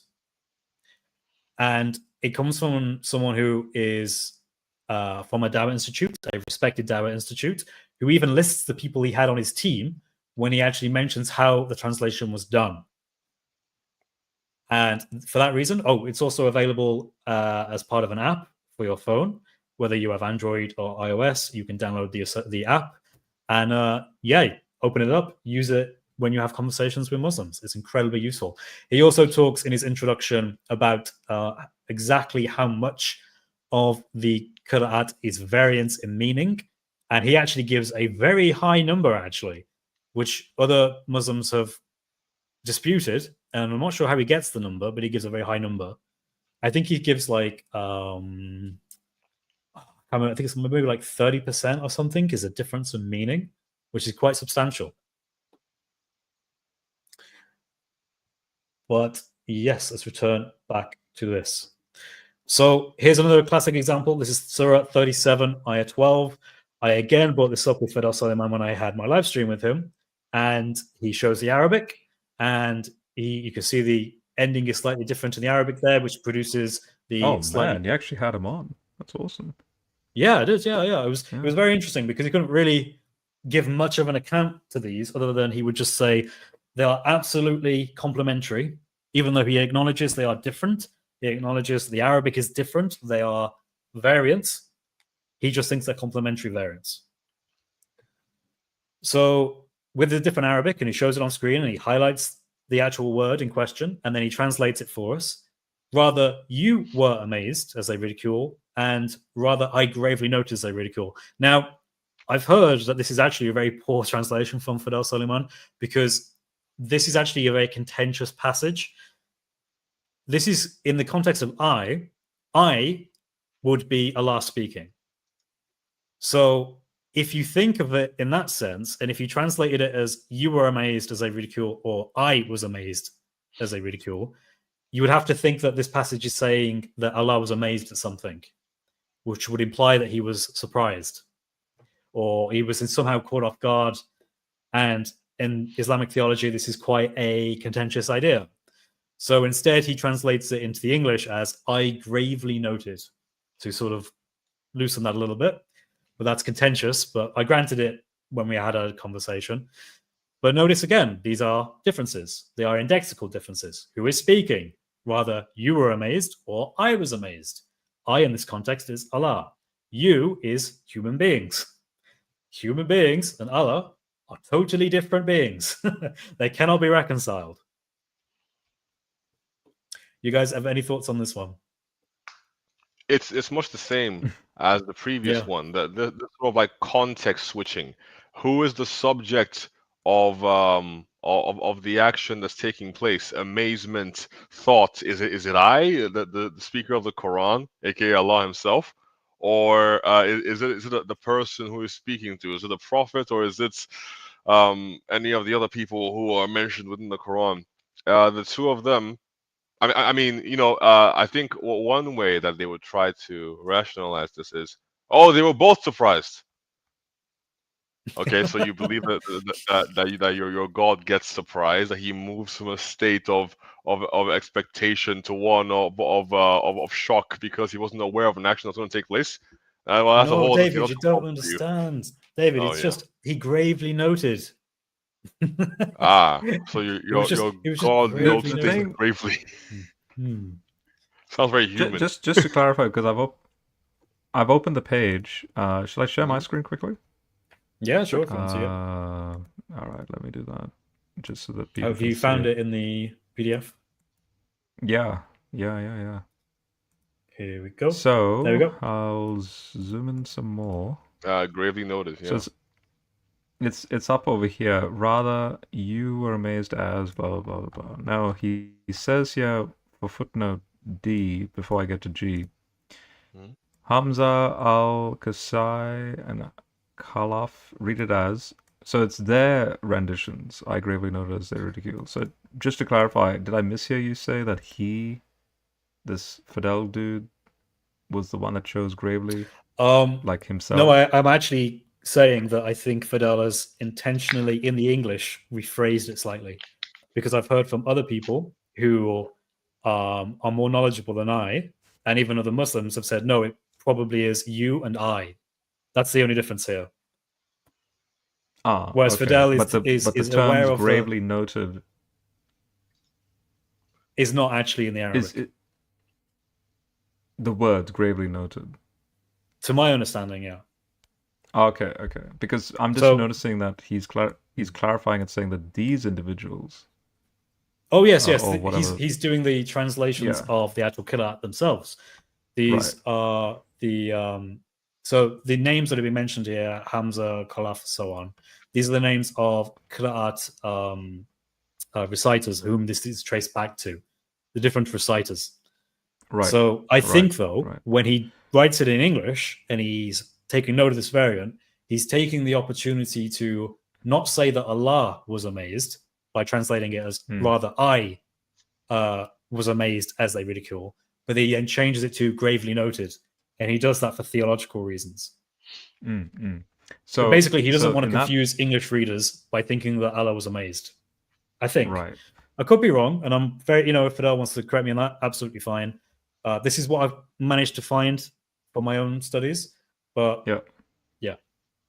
So notice, so that's in that context of amazed, but then when it comes back to you, so when you come down now to a position G, as you're pointing out, right, the theological bias kicking in. So he goes, frequently the Quran addresses the events of the hereafter in the past tense. This grammatical shift should be pondered upon by the reader. So to be fair to Fidel, what I do actually like is he does. So for example, in the Qira'at, there are obviously, as Fidel is pointing out, and as I am saying, and as others have said, they do differ. They do differ in meaning in quite a few places. But a lot of the places, in fact, the majority of places, it's not actually a difference in meaning as such. It's a difference in tense, as an example. So one Qira'at could be read in the past, one is in the present tense, so on and so forth. So he points this out and he tries to include this so he can kind of show the reader when you read an English translation, what you're basically doing is you're having it abstracted away from you. So you don't realize that there is this different tense that is present in the Arabic among the different reciters, among the different qira'at. So that's how that's what he's trying to convey here, which I appreciate. Yeah. He also does. You remember, Rob? Remember when you noticed that ayah means like signs? Well, he also points this out. He also, in fact, he actually translates it as signs rather than verses because he wants to be consistent with that. So there are some things I like about the way he translates. But I suppose. So in other words, it's oh boy. Now that can go into a whole other rabbit trail, like theologically, like you may have the exact same like I don't know, Surah 355 or whatever, like that's an ayah, that's a sign. But there's a modified version of the same ayah, like, or Can you have a modified sign? Yeah, exactly. Modified Yeah. So in other words, the classic Ignore a that wizard one. did it. Yeah. So Sorry, go on, Rob. no, I was just saying, like, it comes back to the classic joke that we usually say in school. A wizard did it. So like, he'll do a sign or a miracle, or whatever, like a magic trick, and then so that's like the 9 a.m. showing, right? Then the 1 p.m. showing is he has to repeat the same show, but with a slight variation because he can't exactly clone what he did at the 9 a.m. showing. Same thing with Elvis performing on stage. There's the Brazil live show versus the, I don't know, American live, like in his tour dates or whatever, right? Like, it's still the same song, it's just there's a slight variation to it every now and then. So In the that's context Allah of for you, the right? magician, in the context of the magician, there's also another analogy that you could play with. Eventually, people are gonna know how he does this particular trick, so it's gonna have to like abrogate it at some stage and then replace it with a new one. so That's the 5 p.m. showing, because suddenly he realizes, oops, I can do it much better this time. yeah. 3 times a charm, right? 3rd time's a charm. Yeah. So Yeah. yeah. You just made the mistake of saying the first time was perfect, and the second time, and the third time. Now everyone's arguing about what actually is the magic trick. What actually Mhm. is. And then you see, different interpretation of what it is. this is why the jinn are not allowed to peep into heaven to see Allah's abrogation process, because they'll start mocking him. So yeah. Yeah, interesting. So here are a list of what I think to be some of the main differences. So because these are differences in the Qira'at, the different readings of the Quran, because the Quran has many variants that are canonized in Islam, these are the ones I think are most to the point, very clear cut, very hard to argue against, and most substantial. Now, people have different versions of these. Hatem Tash has her list, which is much bigger than mine. I actually stole a few of these from her, so thank you, Hatun. But these are the ones that I like to use. So 3712, the whole amazed, who was amazed thing. We went through that one before. 1016, did Allah inform them or not? Again, negation, direct contradiction there. 17102, who is speaking, Moses or Pharaoh? Again, an indexical change, changes the context. We then have By the way, that's always 4381. been my favorite one, the Moses Pharaoh one. The change in. They were both speaking. And they said the same thing Yeah. at the same time. Because in the same place. They grew up in the same house, so they know each other. They said it at the same time. Yeah. So it's like that Spider-Man meme where they're all pointing at each other. See, we just said it at the same time. Just pointing at each other. Yeah. See, the Quran is vindicated. It just happened. So Wait, another did you one just we bring have up the here. Spider-Man meme too? Yes, I just did. I'm pointing at the screen. But we did it at the same time, so that's why. Well, watch it back. Watch it back later. That was not planned, guys. That was not planned. Great minds think alike, evidently. So Surah 4381. Now, this is where Allah uses a hypothetical. Allah does use hypotheticals in the Quran. And he says that if Allah had a son, Muhammad should worship him.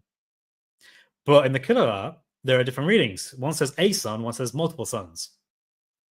Should you worship the son of God if he's just a son, or if there's many of them? Well, it depends on the variant that you read. 1181 is a substantial one. Hypothetically, Allah approves of what am I losing the word for worshiping multiple gods? Poly something. Yeah, I mean, it seems to be. If Allah had multiple sons, you should worship them, or Muhammad should worship them, according to the Quran. So which is a weird way of Allah arguing. has kids. That's crazy. Yeah, It's a weird, see, the thing is why would you bring a hypothetical up if there's no validity to it? Like, it's just a very weird thing, you know, because if you want to be absolutely clear, there absolutely is no way that Allah has a son. But if he did have a son, you should totally worship him. is a weird way of... Within the Quranic context, at least in one of the recitations of the Qira'at, polytheism is hypothetically possible. Gotta love it. Gotta love it. And if it turns out polytheism is true, you should totally do that. Yeah.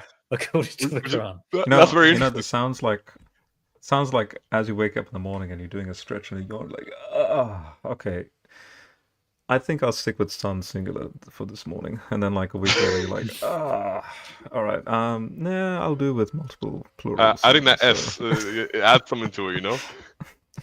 I mean, you could just explain this really basic, as maybe Muhammad just had the fluidity in his speech to do this, you know? Maybe he just took liberty with this because he didn't see it as that much of a deal. I mean, he totally beats Peter's Pentecost message.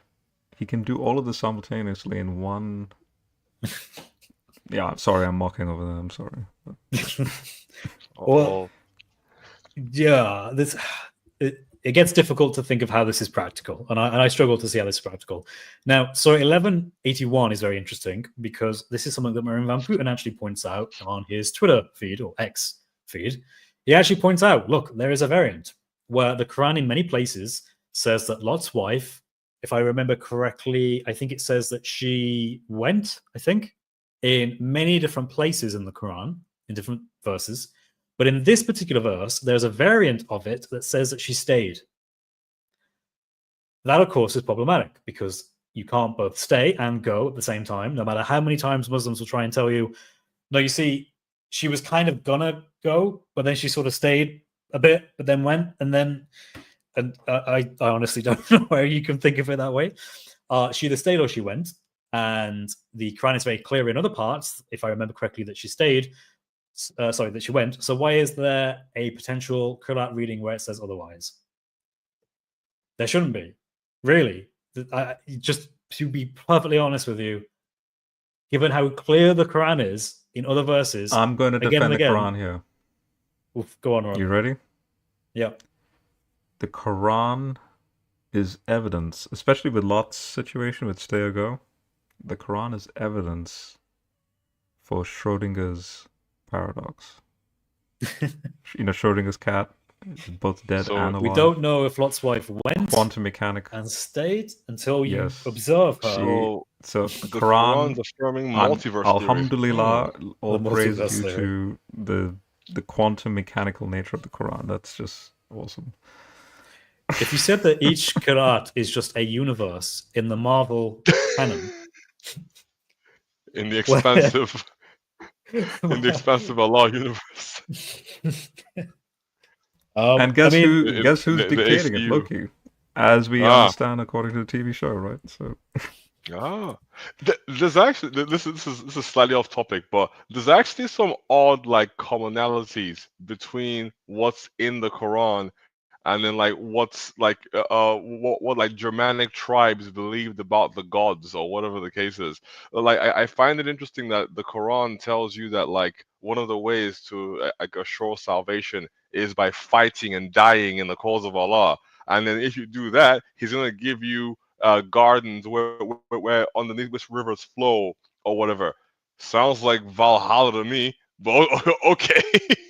Who promises you heaven if you die fighting for him? Odin does. Well, that's true. Yeah, interesting. And then the whole aspect of especially with the recent shock horror to all the MCU fans, Robert Downey Jr. acting as Doctor Doom. Doom, yeah. And it's like, wait, but he's Iron Man, he's Tony Stark. But then, I kid you not, apparently there was a recent comic that was released, and I'm not a comic nerd, by the way. I know this because of I've wanted to see their attempt to explain this, right? Apparently there is a multiverse variation of Doctor Doom that is Tony Stark turned Doctor. I can attest to this. It's true. Yeah. Wow. And then that variant then it has to compete with the other variants, right? So you're saying the Marvel canon but you see, but the universe moment stuff makes more sense than the Aruf and the Qira'at. well, it's. I feel like the Aussie in me is kicking in, but it's. I was about to say BS. Like it's just one big convoluted, making up stuff as you go along. Well, for the Marvel situation, right? Because they're just trying to really milk the whole thing, right? But so I'm not saying that the Quran is doing that, although I do believe Muhammad is BSing all the way through. It's the followers that, when they're then compiling all this together, they are really making a joke out of it by, words dropping or words being included. And so, yeah. I mean, we're using these analogies to make the point of how ridiculous this sounds. So, yeah, I would agree that. I think the standard Islamic narrative, I don't think can account for the structure of the Quran, the language of the Quran, the occasion of revelation supposedly of the Quran. Like none of these things I think can be properly accounted for in the standard Islamic narrative. And I think there are now better alternatives that are more probable. And I think that can be demonstrated academically. Okay, so to be a little bit more formal, without being the Australian, to look at this without mocking it, let's just take it for what it is from an anthropological point of view. That such a phenomenon shows the finite, corruptible nature of the human condition. That humans make mistakes. The Quran, therefore, is a human work. It is an interesting piece of work. Though the fact that it's compiled the way it is, the stories that it preserves, as you and I have discussed, Chris, apocryphal legends, blah blah, and it's a thing. It's an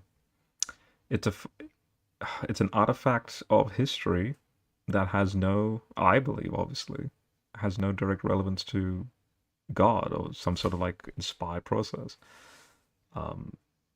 So all of this is to show, if you're looking at it through the lens of anthropology,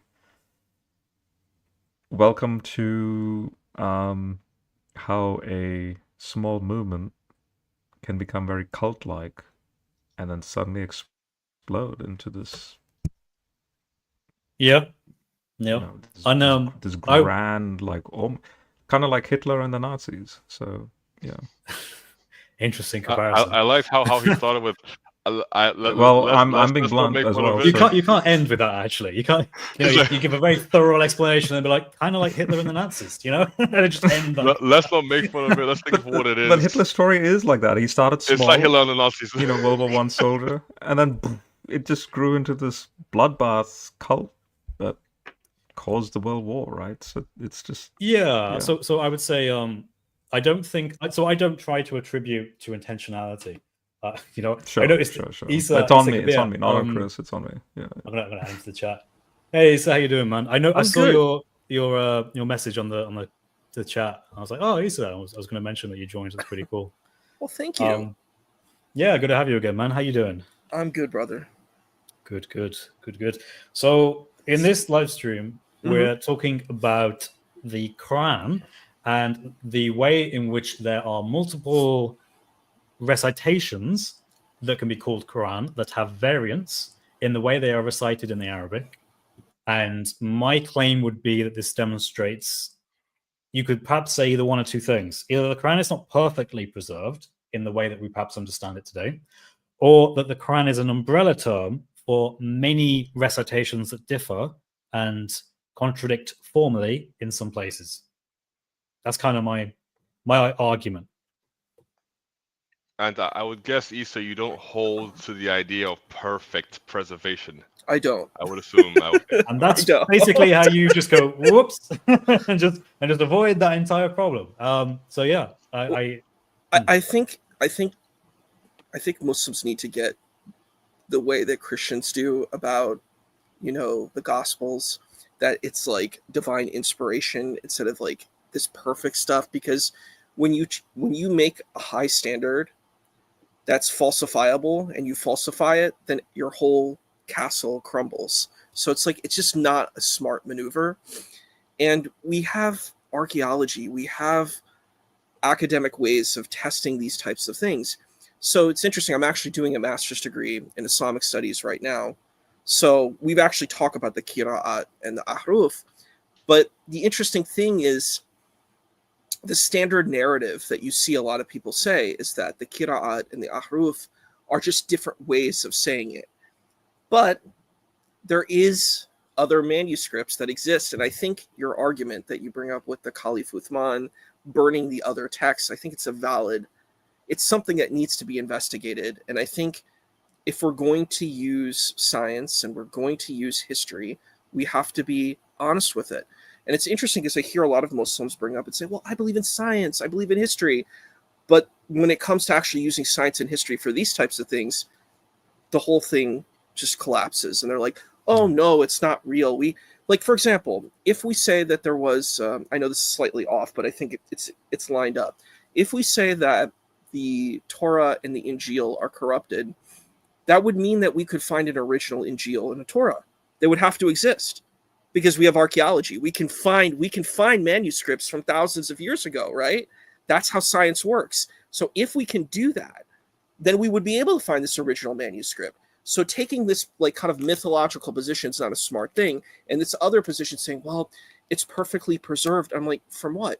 You make the argument that it's an oral tradition. So if it's an oral tradition, how do you perfectly preserve an oral tradition? Well, it was put on leaf branches and sheep skins, and that proves preservation. I'm like, can we find that ancient sheepskin? Where's the sheepskin that we can see and the leaves that are there? They're not there. So it's the same. I think we have to be consistent and honest. So you can't attack Christianity and say, well, you don't have the original manuscript. I'm like, you don't have the original Quranic manuscript because there wasn't an original Quranic manuscript. So sorry, I didn't mean to go on for so long, but I think that just is that important. was good. Yeah, just to build on that very quickly, last time we did a live stream, you asked a question, Issa, about what you thought the future of Islam would look like.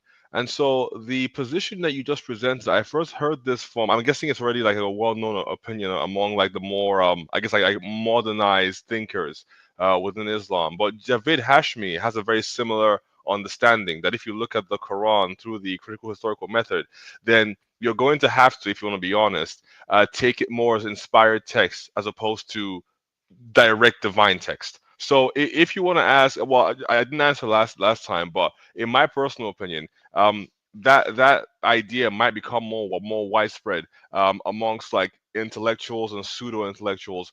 Will it whittle its way down to like common folk?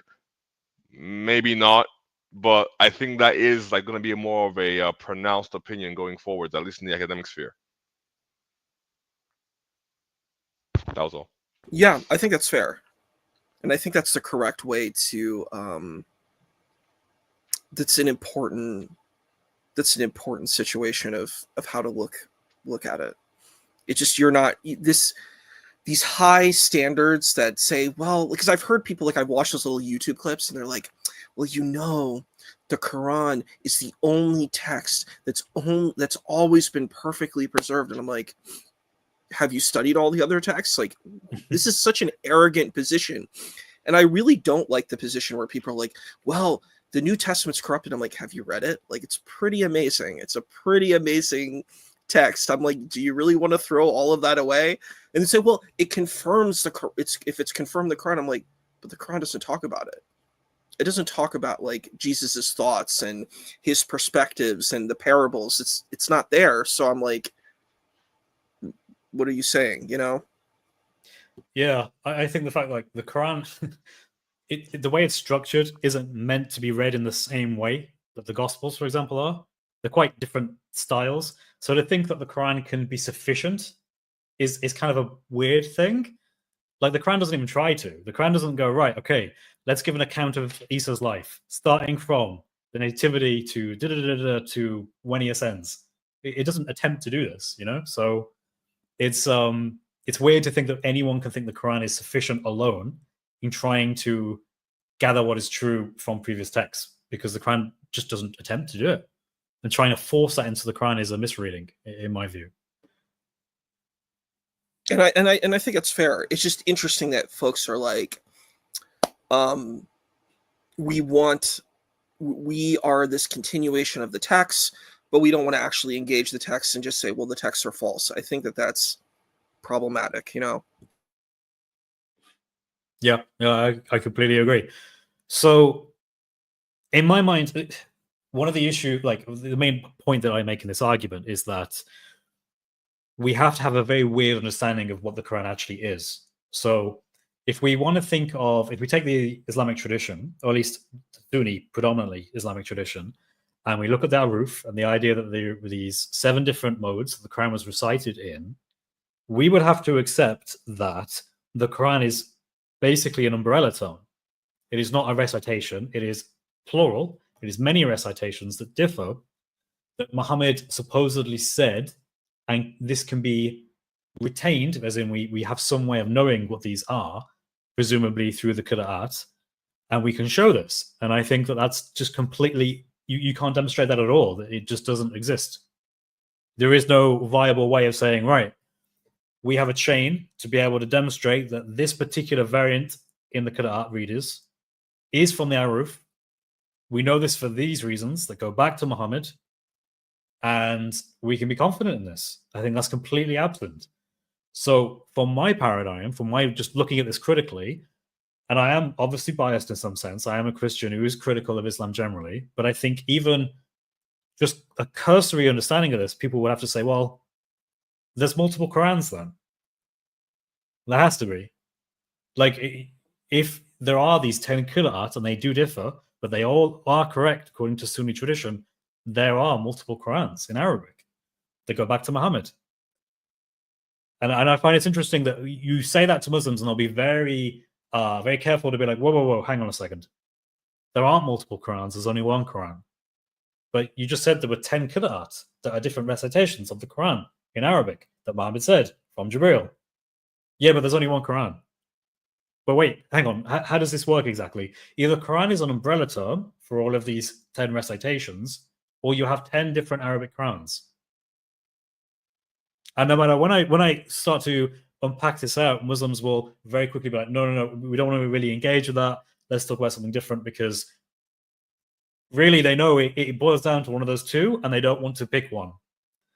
But unfortunately, I think Muslims do have to pick one. If they do believe in these hadith, they do believe in the Aruf, and they do believe in the Qira'at, we'll go back to Muhammad. But I'm going to jump on to... by the way, Chris, that's perfectly stated, because I just want to quickly say something from the Christian perspective in relation to the New Testament. So what I'm just sharing my screen quickly, if you can share that. Yeah. The difference here, though. Yep. So 2 things I'll share. This is a foreword by Dan Wallace in a 2018 book titled Myths and Mistakes in New Testament Textual Criticism, and Peter Gurry is one of the editors here, foreword by Wallace. So this is a very good introductory book to, textual critical issues. But notice what Wallace says over here. He says, the very worst Greek manuscript now in existence contains enough of the gospel in, now keyword, unadulterated form to lead the reader into the way of salvation. So even just take the worst in possession. Don't worry about the codices and that is still, ironically, there's enough theology in there that goes back to orthodox Christian ideas and beliefs. So I just want to quickly say that in relation to another work by a student who was under, guess who? Bart Ehrman himself. So she wrote her dissertation in 2014 that was then published, Oxford publication in 2016, under Bart Ehrman. She was a biology student. She worked in the field of cladistics, evolutionary biology. And being Christian, she had this like light bulb moment, like, what if I use cladistics with New Testament textual criticism? And that became, so I'll share my screen again, that became this work with a very fancy title, The Erotic Life of Manuscripts, New Testament Textual Criticism and the Biological Sciences. And that's a provocative photo there, but that's her name, Yil Yan Lin. So her argument is that take the Tree of Life, okay? Now, you have what's called the text types of the New Testament. Western text type, Eastern text type, Alexandrian, blah, blah, blah. That fits proportionally to the Great Commission. You have Western, towards a Western view, then the Eastern view, North, South as well. So the Byzantines to the east, for example. And if there is mutations relative to the geography of where these text types are, just like in evolution, you have a species that migrates here and there, you have evolutionary pressures and so on, and then you have splinter groups that go off, mutations that go off. Guess what? Just like in the Tree of Life and evolution, where you can reverse engineer back to a hypothetical Luca, the last universal common ancestor, that we're all interrelated with and shared with, right? You can do the same with even the worst, most modified, most like a text that may not be the original New Testament text, but nevertheless, you can bring that back, retroject it back to an original. How or why? How can you do that? Because of the variety and the what's called the embarrassment of riches, the fact that we have thousands and thousands and thousands of these manuscripts to work with, and the patristic witnesses as well. Now, is it true that Muslims have the same thing with the Quran? As far as I know, I don't think so. They can't do a cladistical, biological, using that as an analogy, to reverse engineer back to a Quran. So from what I'm understanding, what Chris is saying is, you have these 10 emerge, sort of like pop, pop, pop, but there's no evolutionary connection to an original Quran, which in this case would be Muhammad. They're just like there in isolation, so to speak.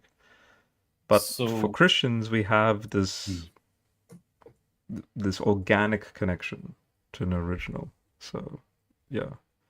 Yeah. One thing I do want to clarify. Makes sense, but yeah.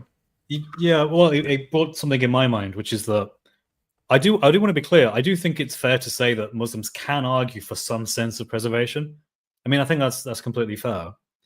The issue is that I think Muslims, particularly in the Dawah scene, and I'm talking in the last few decades, there has been this tendency to inflate this into some sort of argument.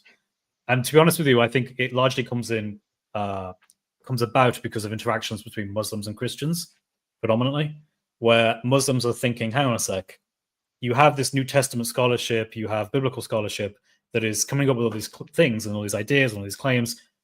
We don't like that. We have an opportunity now, because we're not really in the light, so to speak, as much as the Christian scriptures are, to basically say that, well, our scriptures are so preserved, they have been preserved perfectly. There is not a single letter, a single word, a single dot that has changed. It all goes back to Muhammad. And I don't think this is what the early Muslims thought. I think this is something that is a later idea. And I think in particular, it was popularized in the last few decades by Ahmadiyya, Zakir Naik, and obviously you have Yasir Qadhi in some sense as well today. And I think that, to me, is a serious problem. Like, if I was a Muslim, I would be very annoyed by that. I'd be like, hang on a second, why do we have this tendency in our own scholarship, our own Islamic scholarship, to inflate things pointlessly, really, because this is not, again, what the early Muslims believed.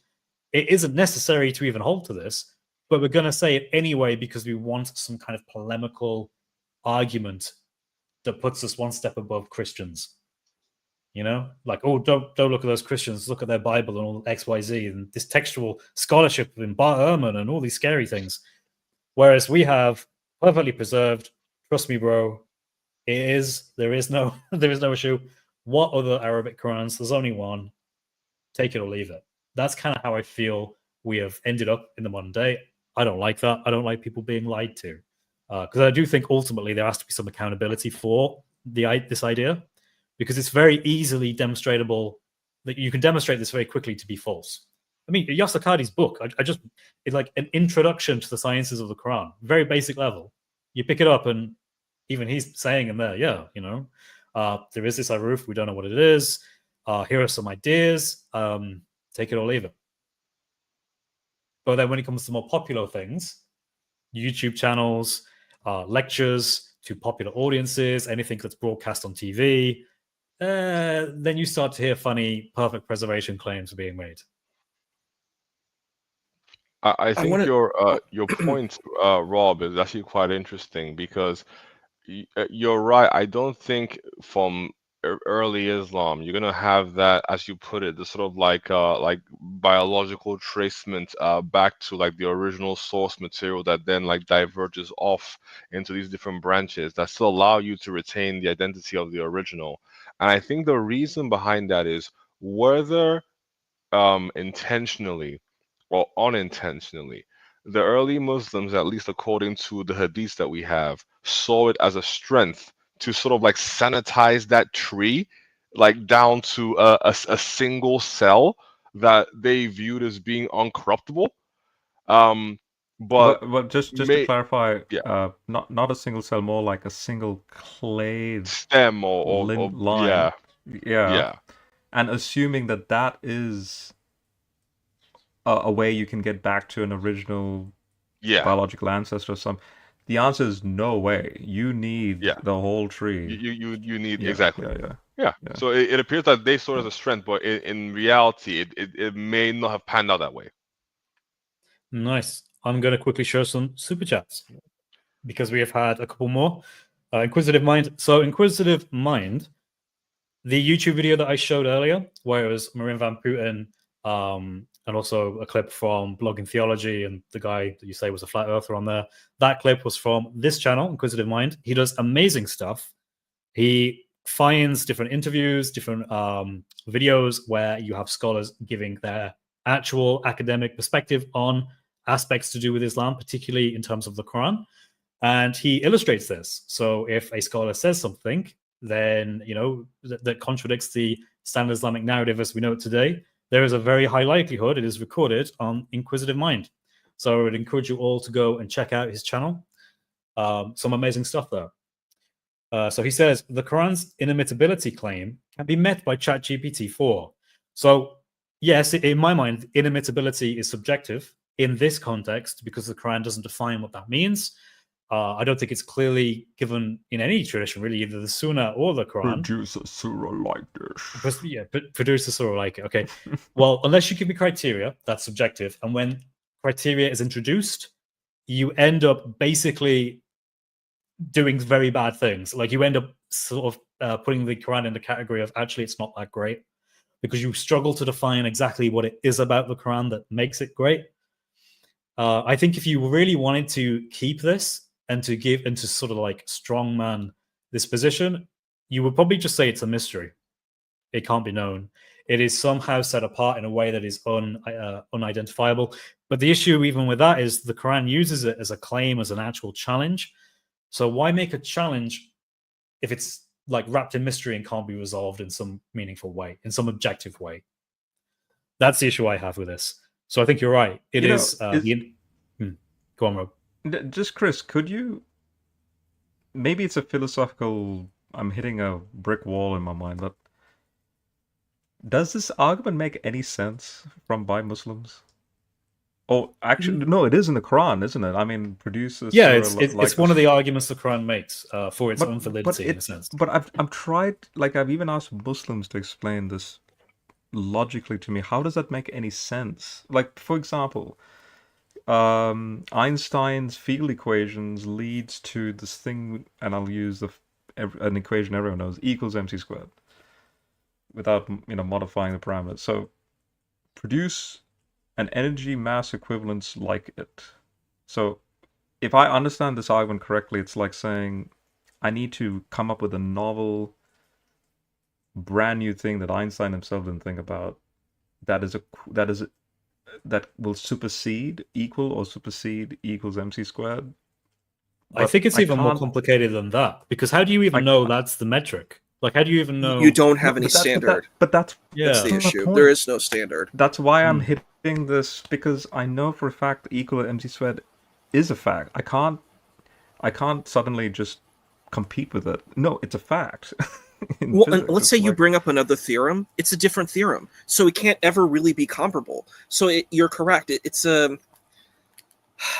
This is why I think the Quran should be looked at as a spiritual text. Like, the idea of trying to literally read it, it's a poetry text, and reading it, like, I feel it's a lot like akin to Shakespeare, like the sonnets and stuff. It fits more into that. The translators have never, what is it called? Preserve the style of the text. So what, like, a better preservation of style is Omar Khayyam's Rubaiyat by Fitzgerald. He tries to actually preserve the style of the text. The Quran, I haven't seen a translator who's actually preserved the style of the text, because it's a poetic text. That's why you have lots of repetitions and things like that. I don't really think you can ever really meet the challenge, because you can always move the goalpost. You know what I mean? So I just, I don't see how you but just can quickly, do that. who's moving the goalpost? Who the has Muslims the are arbiter? doing. Yeah, I'm not gonna lie. No, but is there the ultimate goalpost? Is it Allah himself going, you still, you haven't reached it?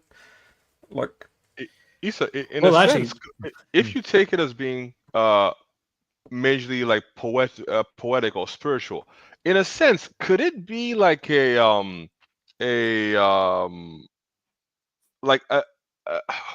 had a term in my head, I completely forgot. Come back to me. Sorry, come back to me.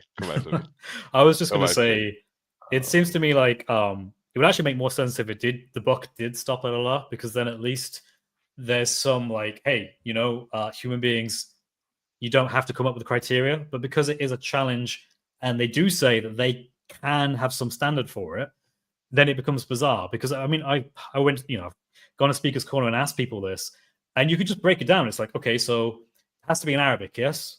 Yes, it does. Okay, and it has to be verified by experts in Arabic, for example, right? Yes, it does. Okay, generally we agree on this. Is it better for the text to be verbose or brief? I don't know. The Quran has both. Like, so, okay, so it can't be that then. Is it better if it's poetry or an account of history? Well, the Quran has both, so I guess it can't be that either. So you could just keep going through all these different types of grammar and types of language and of different types of categories, and they can never tell you which one it is, because as soon as they commit to it, then it can be compared, and then it becomes problematic. If you say it's the verboseness of it, well, I can find you something that's in Arabic and even more verbose. If you say it's how brief it is, I can find you something else that's even more brief. It ends up them kind of accidentally arguing that the Quran is not the best of things if they go into that level of criteria. So they tend to simply say, well, it's the beauty of it. Well, okay, but beauty, but that's, in what sense? That's so ambiguous.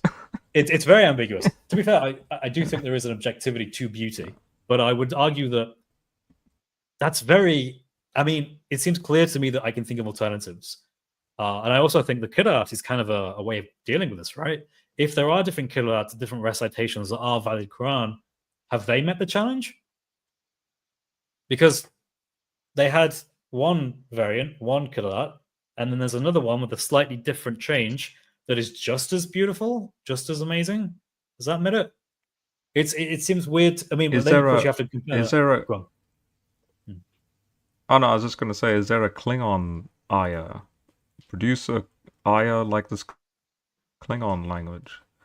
Could there be? Has to be Arabic. Or if someone is I was going to ask. Sorry, so high up in the like a high head. altitude sort of helium induced sort of voice box. the word came out to my head. Anyway, sorry. Yeah. Is it so? Would you interpret it maybe as, again, given that your take on it is that it's spiritual and poetic? Could that challenge be like a rhetorical challenge, as in it's not supposed to have an answer to it? It's just supposed to speak to the magnificence of the text. I think it's a valid interpretation. You know what I'm really impressed by? Is that Christian apologists seem to be better apologists for Islam than many of the Muslim apologists. You make better arguments than a lot of the Muslim like I hear the Muslim apologists like doing chest thumping and boasting and not really trying to engage the text and trying to be fair and having humility, but lots of ego stroking and arrogance. And it's like very unappealing to someone like me. It's highly unappealing. I listen to it and I'm like, do you think you win with this? You have to have humility and you have to like step down a little bit. And then you make claims that you don't even have the skills or the qualification to deal with. Like, for example, Nadir Ahmed makes the argument that the Quran is scientific. I'm like, Nadir Ahmed, do you have credentials in science to make these claims? I'm like, you have to understand, like, I'm a community college scientist. That's my skill level in hard sciences. Most of my work is in social sciences, but in hard sciences, like even just reading a scientific textbook, you can't take a religious text and then have the most vagueness of the text and then say, well, this is comparable to science. I'm like, it's not. The Quran is not scientific. It does not show us embryology. Let's be honest with the text. And when you do it, you make yourself look bad and you make the community look bad. I'm just being honest here, you know? Yeah. Yeah, I think that's completely fair. But just quickly coming back to David's point about rhetoric, like that's an interesting way of putting it. It's like God going, "Can you produce a surah like it?" You know, with an open question mark. But then at the same time, what's the point? God is like, well, you know all things. You know, like that would be my response back. It's not like I'm going to compete with you. So, it's kind of like in Job, where like Job is lamenting his experience, and then God just asks him all those questions that have no answer. Where were you when I laid the foundation? Exactly. Yeah. Bring it all together. So we have another super chat from Inquisitive Mind. Thank you, Inquisitive Mind. It says Quranic and pre-Islamic poetry variants are the same. Now, I happen to know what he's referring to here. In effect, there has been studies from, I think it's Dr. Shadi Nasser, I think, a paper that he's written. Could be wrong on that, could be someone else, but I'm just going from memory, where he demonstrates that when you look at pre-Islamic variants in poetry, and you contrast them with Quranic variants, they look very similar. In other words, when Muslims try to say that if you look at the different variants in the Qira'at and we can say, oh, well, this can be explained through a divine origin, you can very easily say, well, hang on a second, let's look at any pre-Islamic poetry that we have and check out for any variants in that and see if that kind of variant is similar to what we find in the Quran. And he demonstrated in his paper that, yes, there is an overlap in the types of variants that are found in pre-Islamic poetry and in Quran Qira'at variants, or alternative readings in the Quran. That is interesting, right? I'm thinking of maybe doing a video on this at some point. But yeah. You know, there's one other point I wanted to mention too, like looking into these apologetics. I'm very unimpressed with Muslims' attacks on Christian and Jewish apologetics. Like, it's very, very unimpressive. It's very surface level, superficial stuff. Like saying, oh, you know, the characters are bad in the Tanakh. Look how terrible they are. Like, they did bad things. I'm like, have you read the Hadith? Like, I mean, it's like, it's not even comparable. Like, it's so bad. Like, if you go into the Hadith literature and you want to talk about Ma'sum, it's like you need to have humility in engaging this. And I think that's the only way you're going to have a real dialogue, is where you're like, hey, I have limitations. I have to be accountable. And that's how I need to come to the table. If you come with ego and hubris, it destroys yourself here, you know? Yeah. I think there is, when you said that, to be honest, what actually came to my mind is the story of Al-Qidr in Surah 18. Dawood, is it 18? It's a Surah Al-Kahf. I think, right? Right, the right. cave. Yes. Yeah, that's the one. Because he's just such a weird character. He's somewhat of a companion of Moses, and he's with Moses, and he's going through these things, and he's demonstrating to Moses that Moses doesn't have kind of the humility, I guess, to accept what he's doing without question, and that he will eventually reveal it. But Moses keeps questioning it because what he's doing is so interesting and kind of bizarre. I mean, he actually kills a child, right? At least a young in terms boy. of, and Moses is like, "Wait, what? what are you doing here?" And it's like, Moses, I told you, you wouldn't wait for me to do X and then reveal to you eventually. And then when he does it, he says, "Look, the reason why I did this is because there was a real risk that this child could cause disbelief to his parents, and have the parents presumably fall out of the Wait, fold of what the Islam." heck? Is this in the Hadith? In the Quran, No, Surah it's his 18. Quran. Yeah. It's Suratul Kahf. Yes, it's in the Quran. It's Yeah. about. There's actually a movie called Circle of Iron that's right. from the Oh my 80s gosh, I forgot about where that. Bruce Lee kind of reinterprets the same story. But yeah, it's about like this it's a really spiritual odd, guide. it's yeah. Wait, Yeah, what? no, Hang on. Are you that's saying there's a coming back. Bruce Lee version of this story? Yeah, Circle of Circle Iron of Iron. with Carradine. I want to see that. Oh my days! I need to watch this. Yeah, Right. it's a good movie. It's good. Yeah, I like 80s stuff, so it's good. I'll send it in the chat. Yeah, please do. Yeah, that's cool. I did not know this. But yeah, this is kind of the character that I find is weird. Just in the Quranic stories, this guy just stands out as, who is this guy? He's kind of like mysterious. He just comes in and just out of nowhere. Only explained it as far as I remember, just in Surah Al-Kahf. He isn't mentioned anywhere else. Yeah, just weird. Oh, Sorry, how it's about the late 70s. Samaritan? Samaritan? Yeah, remember the Al-Samiri or Al-Samir or whatever his name is? Yeah, the yeah. Samaritan. So this is basically Looking when around with Pharaoh and Moses- Moses and yeah. yeah, when Moses comes down from Mount Sinai and they've made the calf, he yells at Aaron's like, "Yo, the hell!" And Aaron's like, "Oh, it wasn't me. It was the Samiri or whatever."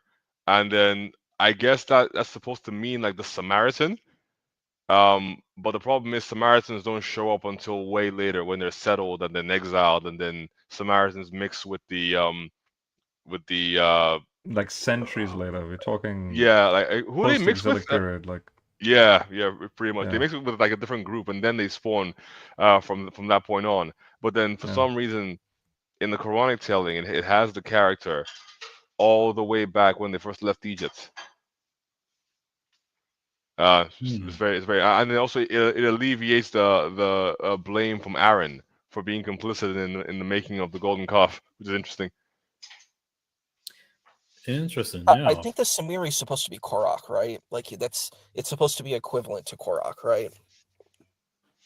Is it? No, I heard it was supposed to be a Samaritan, but okay, potentially. It could be a fusion of things. I wouldn't be shocked. Just being honest, Just to say, Ibrahim, if you would like to come and discuss some of your claims about the Quran and Muhammad's miracles and predictions, prophecies, I would love to have you on, and I would happily engage you on that if you're bold enough to do so.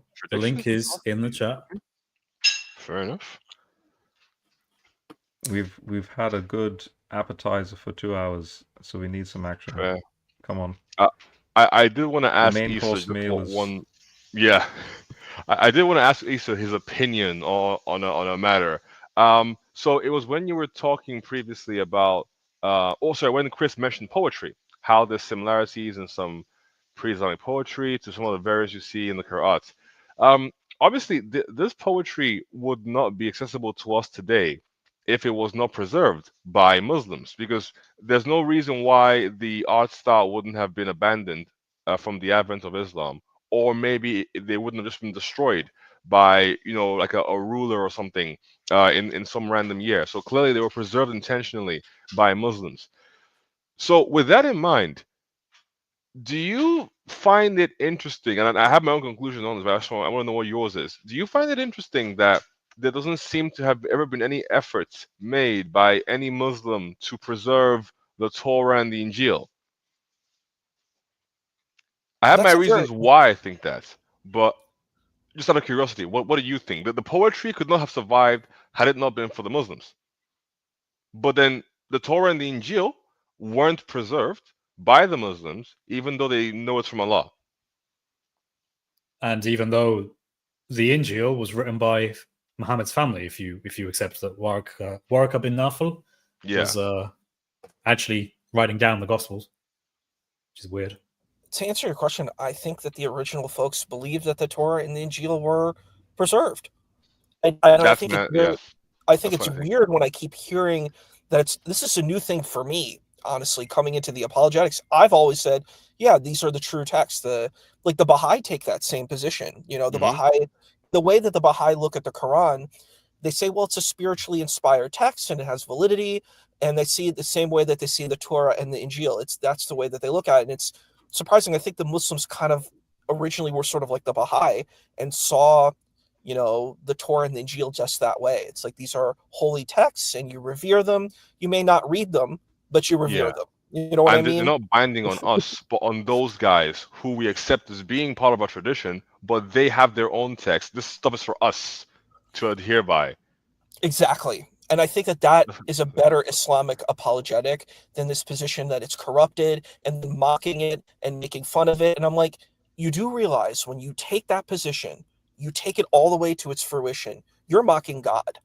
If you say that these texts are from God and you say, well, they're not really from God, then you're saying that God, again, like I said last time, your Mhm. God is a deceiver or God is weak. Like any position you take, it's so bad and terrible theologically speaking, you're going to lose. You're going to lose if you take the position that these texts are corrupted. It's a lose-lose situation. All it looks like is like a small win. You have this tiny little win that you're like, oh, I won the argument, but you've lost the war.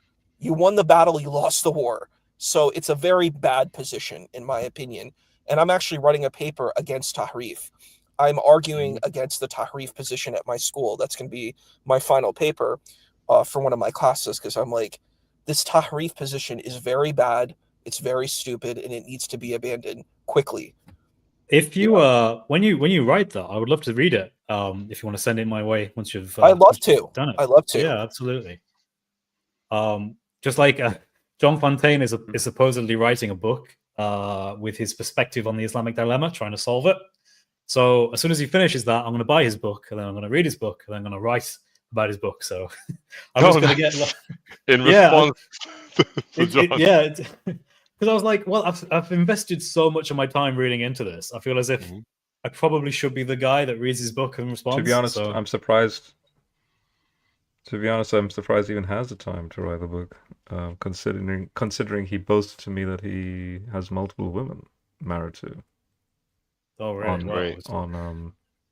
Like he mocked me for saying, like, Rob, are you married? And oh, wait, we have Ibrahim. Oh, yeah. Oh, yeah. When they do that, though, that's horrible. Like the fact that they actually think it's acceptable to do that. Anyway, hello, Ibrahim. I assume you're the same Ibrahim who has been in the chat. Is that right? Yeah, I am. I was just wondering, like, who do you think, came up with like the Quran? Because I mean, when I read the Quran, I can't help but think that it couldn't have come from anyone other than God, because of like the sign. Because the Prophet ﷺ, he couldn't, as you know, like he lived in the 7th century Arabia. Like, where could he have gotten access to, like, all those like stories of like the previous prophets? Because he lived in Makkah. The Quran is divided into 2 phases. So like where do you like why sure. what mode I'll give you my opinion. So first of all, okay, I'm not actually sure if I accept the division between the Meccan and the Medinan period. So basically I try to give a courteous view, and I say something like Muhammad may have had family in Mecca, maybe he originated in Mecca, but I think realistically he probably moved from there at some point in his life further north. That best explains how he knew of these stories, because these stories are much better known further north. But even then, I don't think that's necessary to think that. You could actually hold to the standard perspective and say, well, actually, at this point in the Hijaz, maybe there were these oral stories being told about Musa, about Ibrahim, about Yusuf, about all these different people. Maybe these stories were just well known. I think that's perfectly reasonable. So you said that you think the Quran, it clearly comes from divine origin. The issue I Yeah. have with that, let's just take one example, just real quickly. In 29 of the surahs, they open with mysterious Arabic letters that no one knows the meaning of. Yeah, I'm aware. Yeah, those Okay, I think those letters are not. I think it's similar to, like, in the Quran. It says that there are some verses which are ambiguous and some verses which are clear. I don't know if there's any sure. connection. Yeah. Oh, well, that's fine to have that. But you notice that ambiguous is totally different from completely unknown. Oh yeah. This isn't like there's like 3 possible things it could mean in all these 29 different surahs. Rather, no one knows what they mean. In fact, it's actually debated what kind of thing this is. Like, is this, I mean, some people have, the secular view, or the perhaps more academic view, is perhaps this is some sort of sign from the person who was reciting this. Perhaps they had their own signature or some way of referring to themselves. But you could stick within the Islamic paradigm and say, maybe this is just a way of referring to different tribes in Arabia at the time. Maybe this is just some of Allah's attributes, some of Allah's names that are being pronounced. But the issue is no one even knows the kind of thing this is referring to, let alone specifically what it translates into. But what motivation would the Prophet have for starting Islam? Because if you do know that prior to receiving revelation, he was well liked. People would call him like the trustworthy. So, like, what motivation would he have to, start preaching Islam and being persecuted and having to be uprooted from Makkah, Sure. to Medina, and why go Yeah. through so much hardship for a lie? Like, So I don't necessarily think you have to commit yourself to think it's a lie. I think it's a bit. I see Muslim apologists try this, like, either he's truthful or he's lying kind of approach, and I don't think that's an accurate paradigm. It's perfectly reasonable to think that he was convinced he was a prophet. I think that's a perfectly reasonable way of looking at this data. Now, again, I'm assuming there is a Muhammad, that at least one Muhammad, because again, Muhammad as a title is ambiguous because we see it in other sources refer to different people at the time and before Muhammad. But ignoring that, say there is a Muhammad, say he is in Mecca, and the standard Islamic narrative is correct. It's perfectly reasonable to think that perhaps he was convinced. I mean, you're aware of the Oriental ideas in the 19th and 20th century. They were arguing that perhaps he had some form of epilepsy, and that best explains the occasion of his revelation. Obviously, this is from a secular point of view. yeah, but I mean, if he did, I mean, if that was the case, then why is the Quran, like, Islam is such an all-encompassing religion? It encompasses everything of every aspect of a person's life, from the way he eats, the way he dressed, the way he sleeps. Like, it gives a legal code, in terms of legal punishments, like inheritance. It encompasses, for crime, etc. certain It gives you the type guidelines for running a society. of So all of those if the things. Prophet, It's not had universal. epilepsy, then how could he have come up with such a, you could say, like, a revolutionary, sense of, how could, like, he have come up with a religion that could define, or that could build a society? You know what I mean? Well, I mean, you would have to ask that same question to every other single religious leader, right? So, Zarathustra, you could Joseph talk Smith. about Joseph Smith. You could go through all these different leaders, and they were successful. I mean, Mormonism, there are millions of adherents to Mormonism. Yeah. Does that prove it's valid in some sense? No, of course not. We always know that sincere meaning people can err, and that does include in the context of religion. We all believe that because we're all theists that deny some of the religions, right? Like, I'm a Christian, I deny Islam. You're a Muslim, presumably, you deny Christianity. I'm a Muslim, yeah. So, for example, if I said to you, why is it that in terms of looking at the world historically and currently, Christianity seems to be doing the best in terms of a large, broad amount of metrics? We could say economic wealth. We could say in terms of spirituality, number of churches. We could say academic success. We could say creative studies. We could look at films produced, inventions. We could list a long list of metrics. And I could just say, oh, well, this is Christianity. This is proof Christianity is true. But you wouldn't accept that. Right? Yeah, okay. Right. So just because something has led to some success doesn't mean it's true. And we wouldn't argue that way. Okay. For example, if all the Christians died in some... Oh. Go on, Rob. No, I was just going to quickly say a recent phenomenon would be, say, Star Wars. I mean, it's become a cult-like following, pretty crazy. It was a simple 1970s, sci-fi flick that was sort of inspired from Dune, a more serious version of what Star Wars was meant to be.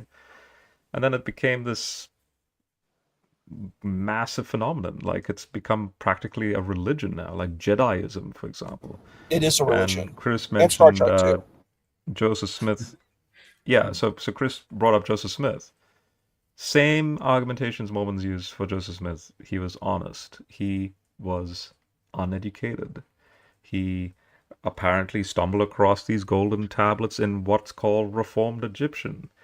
He was told to, guess what, recite it. He couldn't recite it. So what he used was a certain tool, a magician's hat, to have this Reformed Egyptian mystery letters transform into, guess what, Old English, King James English, which then he recites to his scribe to then write down, and that became the Book of Mormon. Oh, but then the scribe or something happened with that original copy, so he had to redo it again, which means the second attempt is obviously a little bit different to the first attempt. You can see where this is going, right? And then he did the whole polygamy thing, like you can have multiple wives if you want, and the movement just spread like wildfire in America. It was like an American phenomenon. Same thing with 7th century Arabia. It's an Arabian phenomenon that just went out for Islam. So anyway, also, like, what about like I've heard like this, like this scientific theory. I'm not really a huge like proponent of that, but what about like the Ibrahim, if I could, right?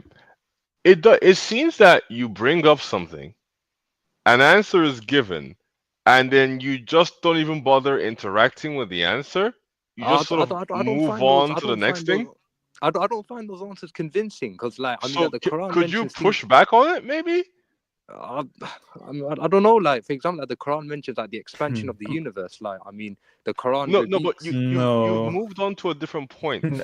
Beforehand, you were talking about how influential Islam's been, and then Rob and Chris gave you like the reasons why simple influence isn't like concurrent with it being from God, because there are many influential things that aren't from God in a direct sense. So what do you think about that?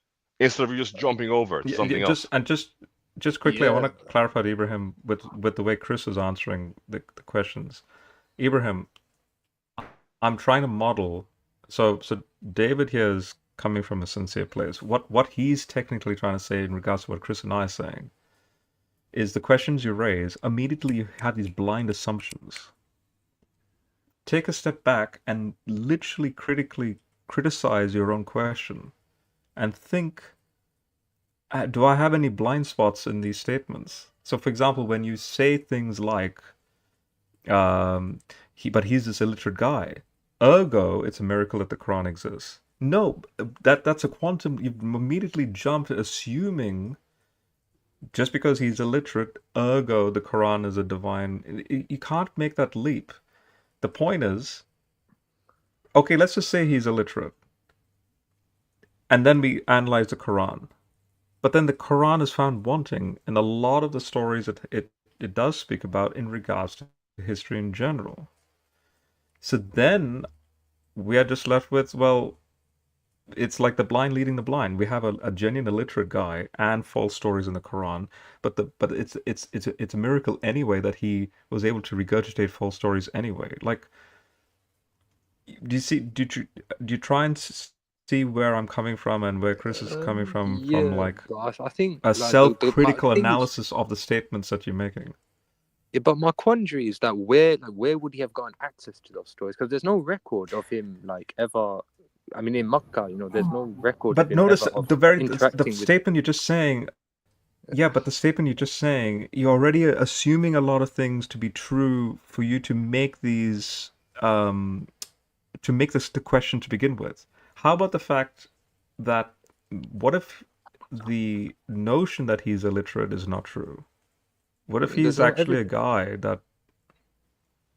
I mean, what's the evidence that he is illiterate? The Quran, the Hadith. I mean, it's all overwhelmingly support the idea that he was. And the Quran, it's circular. No.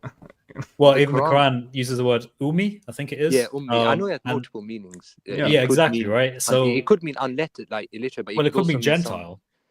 That's another valid one. It could mean Gentile. So you see, again, Quran or commentators part of the common folk. we'll note this down. So I think it's difficult to try to build entire cases for this. Also, there's hadith that seem to imply he could write. Again, kind of problematic. But Chris, just quickly, Surah 3, for example, you know, the whole Mary being like casting of lots. Allah supposedly tells Muhammad, oh, by the way, Muhammad, you weren't a witness to this, so this is from the unseen.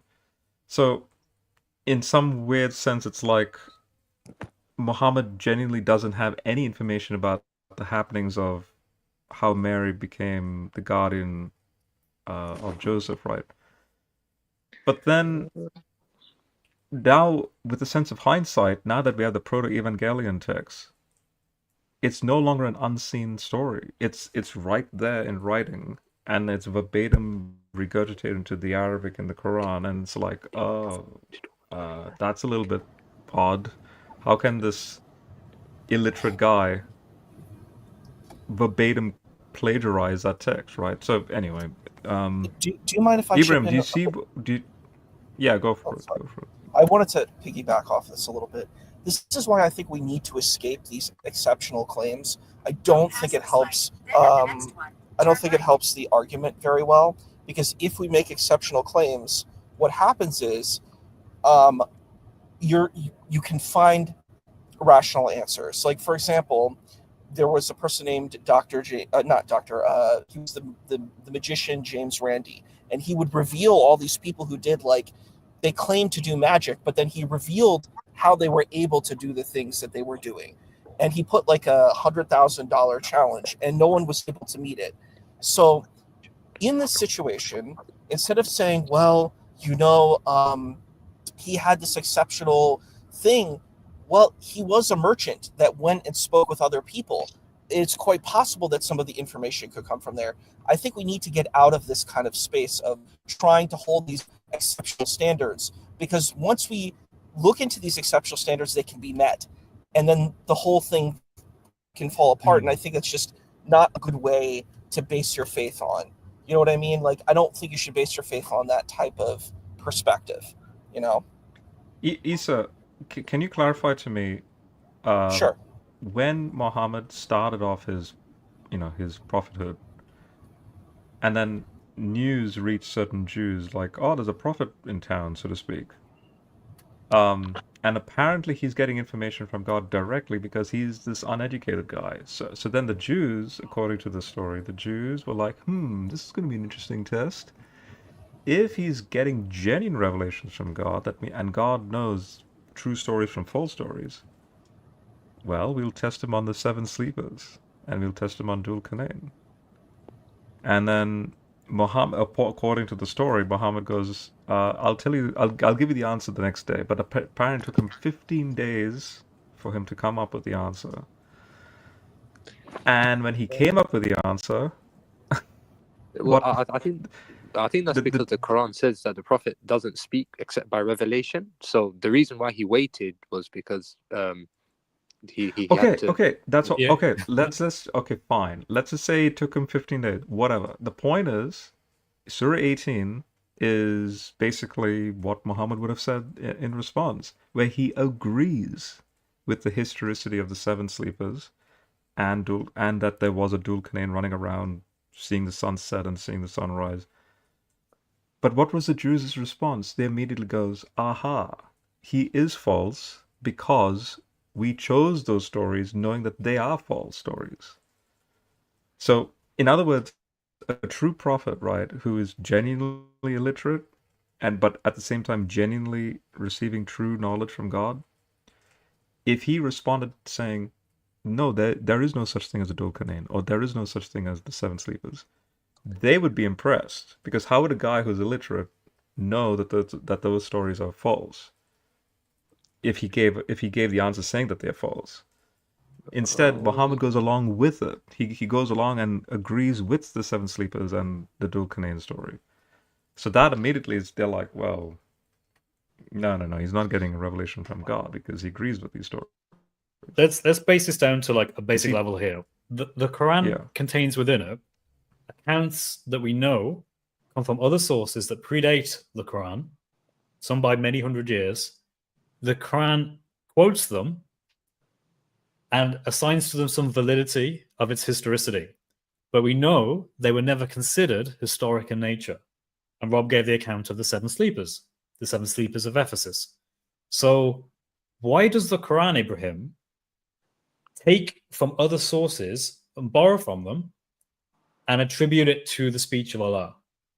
I've heard some people say that the Quran did, but again, like, I mean, I don't see, as I said, like, I believe that the Prophet, peace be upon him, could not read or write, and I believe that he had no motivation, he had no access to those scriptures. Like, for example, a lot of people say that he stole the idea of like an expansion of an expanding universe, or like the formation of life from water from like Greek philosophers or scientists. I don't really buy that, because he didn't have access to those writings in 7th century Arabia. How do you know that? Because there's no evidence that he did. Well, first of all, the fact that he quotes them seems to be evidence of some sort of link.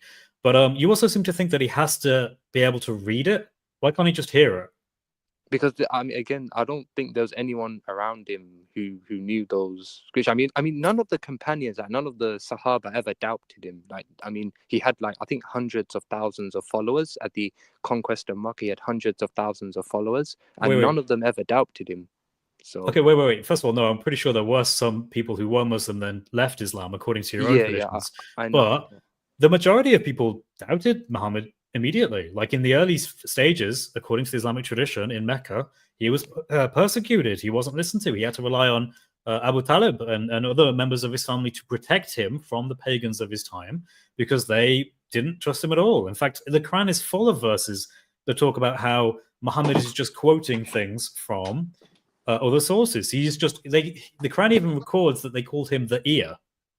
Yeah, because he just picks things up and he says them again, and that's recorded in the Quran. So if the Prophet these are tales of the ancients. So if the Prophet came up with the Quran, then why would he put that in the Quran? Like, why would he reveal perhaps because he thought it was true? Good question.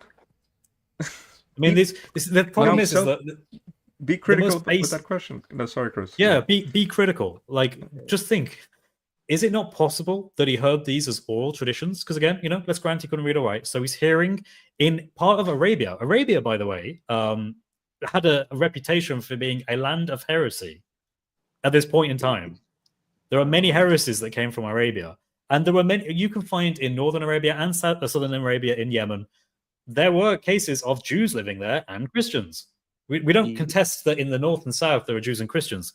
The idea is whether exactly how much of that had come to the Hijaz in particular. That's up for debate. But Muhammad could have easily heard these stories, especially if he was a trader and he traveled, which is funny enough the standard Islamic narrative. In fact, there's even stories that say that he went all the way to Syria.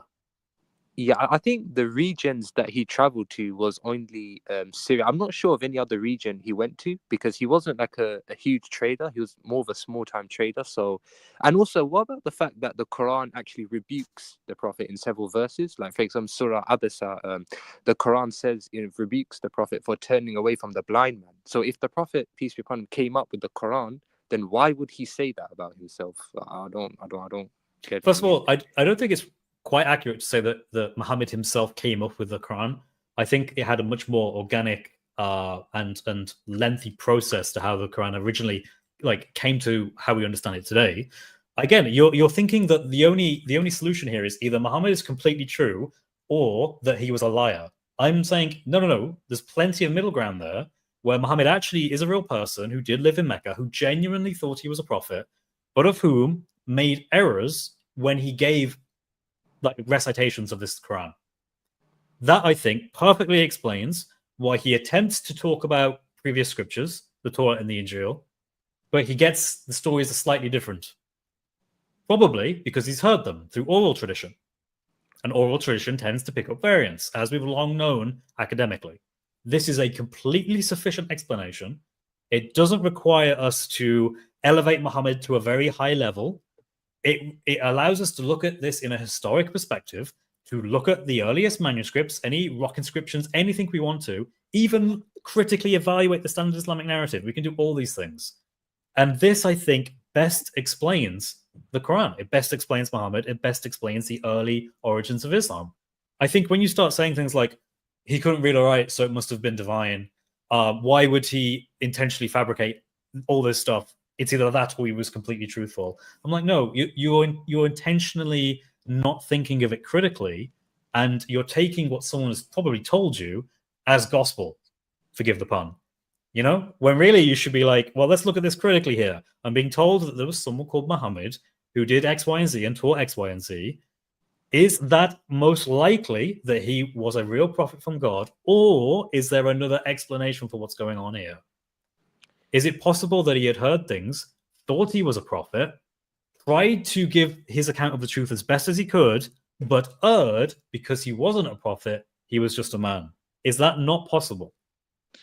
I mean, like, like the Quran itself. I mean, like, again, as someone who has like researched my religion, like, when I read the Quran, I can't help but think that, I don't know. I feel like linguistically, the Quran, like in Arabic, is quite. Like there was no other So, literature. Like the Quran has Ibrahim, shaped the I Arabic I language. don't mean to cut you off, but you've done it again, where Chris proposed something and you just ignored it and moved on to a different point. Do you actually at any point ever want to engage with what is being told or talked about? I mean, So, like, the Quran being a linguistic miracle has nothing to do with the idea that Muhammad couldn't have potentially just heard these stories. from who? From who? From a culture of Christians and Jews that predated him by centuries. Where these, I mean, okay, Dhul Qarnayn. We know the story of Dhul Qarnayn and the building of the Iron Gate and the sun resting in a certain position. We know these predate Muhammad. We know where they came from. And, Why is he quoting this story? It's not just I think we a have to stay away. religious. Sorry, please go. It's not just a religious origin for the two-horned. It's from the Syriac Alexander Romance. It's not just a religious recounting. There's also political issues. You know, the Byzantine Empire and blah blah, and they're basically making this Alexander character righteous. Like apparently he's praising the God of Israel, right? Which, guess what? Surah 18 says the same thing. But we know that's anachronistic because Alexander was living in the 300s BC, not 500s AD situation. But doesn't the Quran very predate specific. the Quran predate the Alexander Romance by 10 years? I've heard it predates it by about a decade. No. The Syriac legend. No, so the Syriac legend starts around late 200s, early 300s in a very skeletal form. That then becomes a full-fledged around the 560s CE is now the consensus for when the story has its final, like, you know. Then we see the Quran say what it says. The question is, why do the Jews have this litmus test? Okay, this guy is getting revelation from God. Let's see if he can critique these questions. So, for example, say if Muhammad actually said, no, there is no such thing as Dhul Qarnayn. No, there's no such thing as the seven sleepers. No, Abraham wasn't put into the fiery furnace. That's a mistranslation of the word or. You know, I can, you know, on and on and on. Like in Surah, is it 11 or 12, where Joseph, when he walks into the room and all the women cut their hands, that's from a legend, and they're shocked. Very specific detail. They're shocked. He looks like an angel. He's no mere man. That's a very specific detail. I mean, like that's not in the Torah. That's not in Genesis. These are in Aramaic, Talmudic legends that predated Muhammad but post-dates Jesus in the 1st century. In other words, these are legends that came from tafsir, ironically. And then the Quran takes that tafsir, well, Muslims believe. Well, the this is my critique of it. The Quran is nothing but an amalgamation of that tafsir, that human tafsir, as if Allah is the one that's had the final say. Like, yes, that's true, that's true, that's true. So let's just, for the sake of argument, okay, here's a thought experiment, Ibrahim. Imagine you are not a Muslim, okay? Yeah. Imagine you're lost on an island and you had no concept of the Quran, you had no concept of Muhammad, or let's just say hypothetically you were atheist / maybe spiritual, and on the beach, boom, you bump into this thing called the Quran.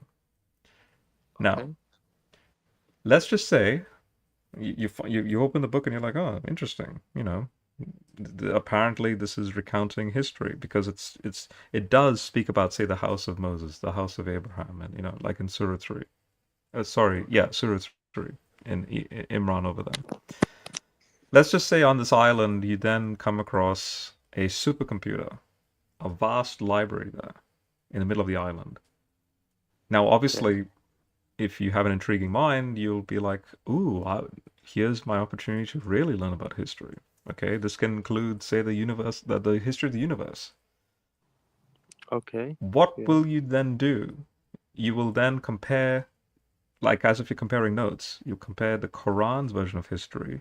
What really did happen to Moses, Abraham, XYZ, versus, so the Quran's version versus what actually happened in history based on the supercomputer. If the two contradict each other, which would you ultimately accept?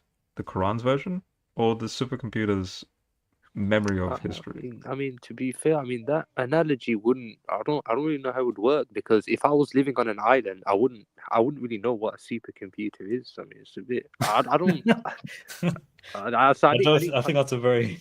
Oh gosh, it's a thought experiment. It's a thought experiment there. You need to sort of meet halfway, and meet Rob what he's trying to illustrate here.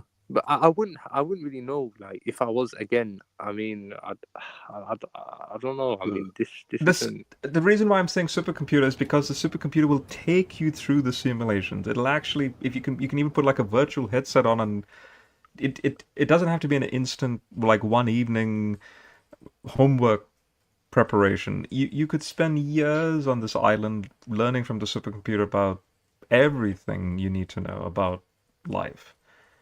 And then you have the Quran in the other hand. If there's a contradiction between the two, say if the supercomputer is giving genuine history, right? Okay.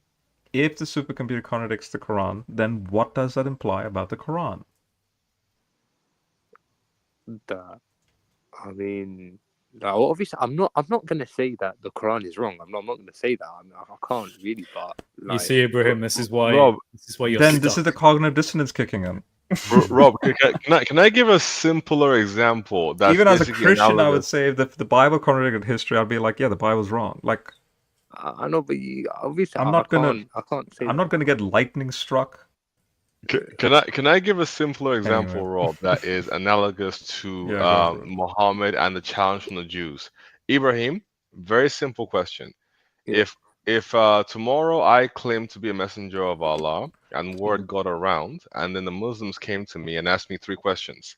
They'd ask me, who is your Lord? What is his book? Who's his messenger? Right? I go away, I come back to them, and I say, Ahura Mazda, the Avestas, and Zoroastra. What would they say to me? That you're false. It's okay, wrong. Awesome. And that's basically what happened with Muhammad and the Jews. I've never heard of that. I mean, I have heard that. I don't know what the reference for the authenticity for that is, but again, I mean, what about all the predictions? Okay, then this comes back to my wait. This comes back then to my thought experiment. Let's pretend we don't even have that story. Oh, that say if we do have the story, but then you're like, no, I still don't believe the story because it's a third-party story, whatever. Fine. Guess what we do have, you and I, right now in front of us? The Quran. All right? Yeah. So, The Quran says that Allah took mud from earth, yanked it up to heaven, and created Adam up there, and the angels was prostrating to Adam, and Iblis was there. That's what the Quran says in regards to the human condition, the first human being. Okay, how the first human being was born, right? Or created. Now, I'm assuming you don't hold to human evolution, for example. No, not really. No. There you go. So, human evolution is a fact. We come from Africa. It's called the out of Africa model. The modern Homo sapiens are around 300,000 years old. They migrate into the Persian Gulf, and then from there you have the Table of Nations, as Genesis 10 talks about. But the Quran's version of of Adam being yanked, like earth being taken up to heaven, and then there's this angelic council discussion and Iblis prostrating. Guess where that comes from? Not from the Bible. It comes from a pseudepigraphical story called The Life of Adam and Eve, which is a 1st century CE myth or a tafsir. It's an added it's like an added fleshed out version of the Adam and Eve story, to fill in all the missing details that Genesis left out. But we all know it's someone's imagination. Like what if Adam was having a discussion with Michael and the angels, and maybe Satan came in among them, and maybe Michael told Satan, "Hey, you need to give respect to this earth-like being that Yahweh's created." And then Satan was like, "No, I was born before him. I'm a smokeless fire." I'm deliberately quoting certain terms, by the way, smokeless fire and so on, because that's in the legend. But that also appears in the Quran. So immediately red flag, because it's like, dude, I know where the story comes from. It's a fake, false, human-made-up thing that the Quran is repeating, and it contradicts science completely. Well, yeah, I would agree that you can't have a viable scientific reading of the Quran. It seems to be borrowing from other understandings that predate the Quran, again, which is not a surprise because we find this all over the place. The Quran doesn't have an issue with borrowing stuff. It just doesn't. But Muslims try to read into it. Actually, no, the Quran is a divine text. It has to be directly the words of Allah, even though it obviously has human origin in it. It's evidence. The Quran it doesn't try to hide it. It's very open about the fact that there is human elements in its revelation. So how do you explain that? I can explain that very simply. Muhammad was a human being. He said things. They were recorded down. They made their way into the Quran. A lot of it is in error. He said some things that were true. Oops. Someone's... I'm not sure. Oh, that's my kid, sorry. Woody, are you a Muslim? No, I'm atheist. Okay. But I am doing Bible studies. Do you have anything to add to the Quran preservation topic? Oh, did Ibrahim drop? I think Ibrahim left.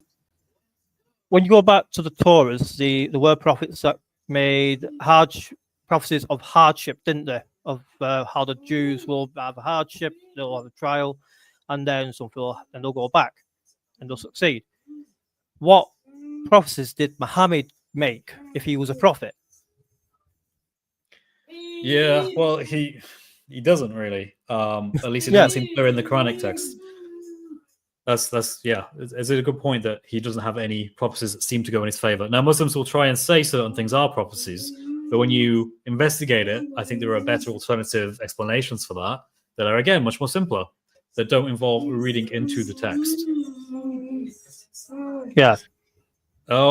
I am going to start wrapping this up, guys, because it is 10 o'clock where I am, UK. And I'm going to start sort of bringing this to a close. We've been going for 3 hours now. Well, about 3 hours pretty much on the clock. Is there anything you guys would like to say and wrap up? I have something to say, if that's cool. Go on, Anissa. Okay, go for it. Yeah, cool. Yeah.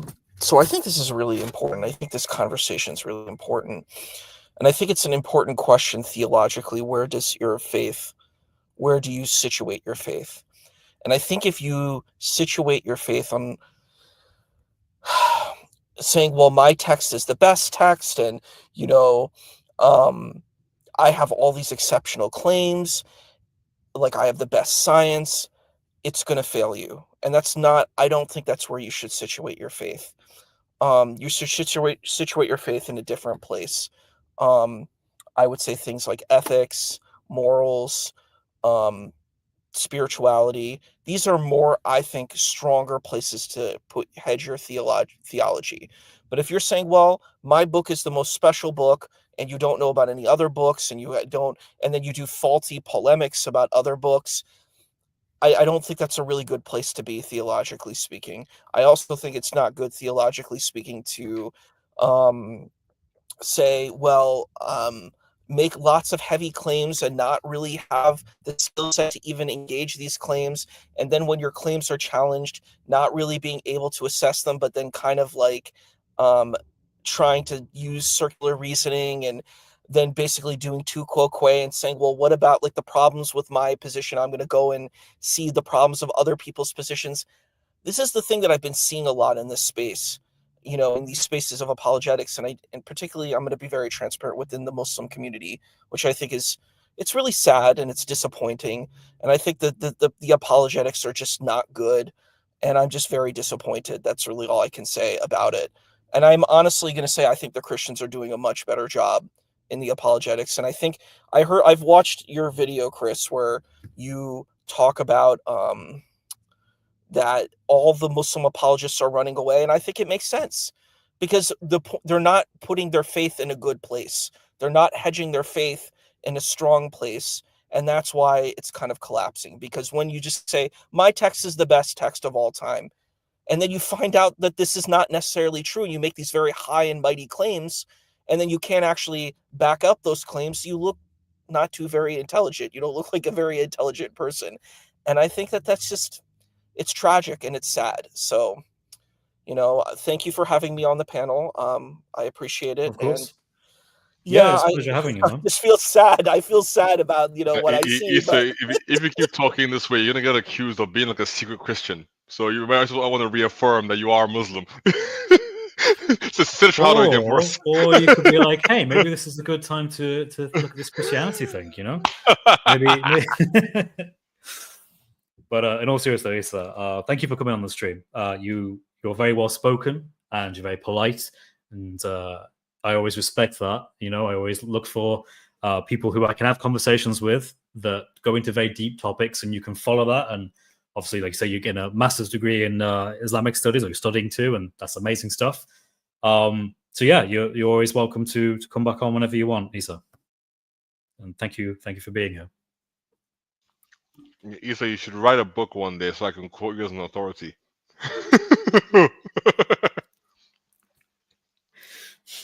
I've actually written papers and stuff. And also, sorry, Issa, before you go, I'd love to have a discussion with you sometime about why John 14:6 is true. Sure, we can talk about anything. You do have my email. That's probably the best way to reach me. So I'll put that in the private chat.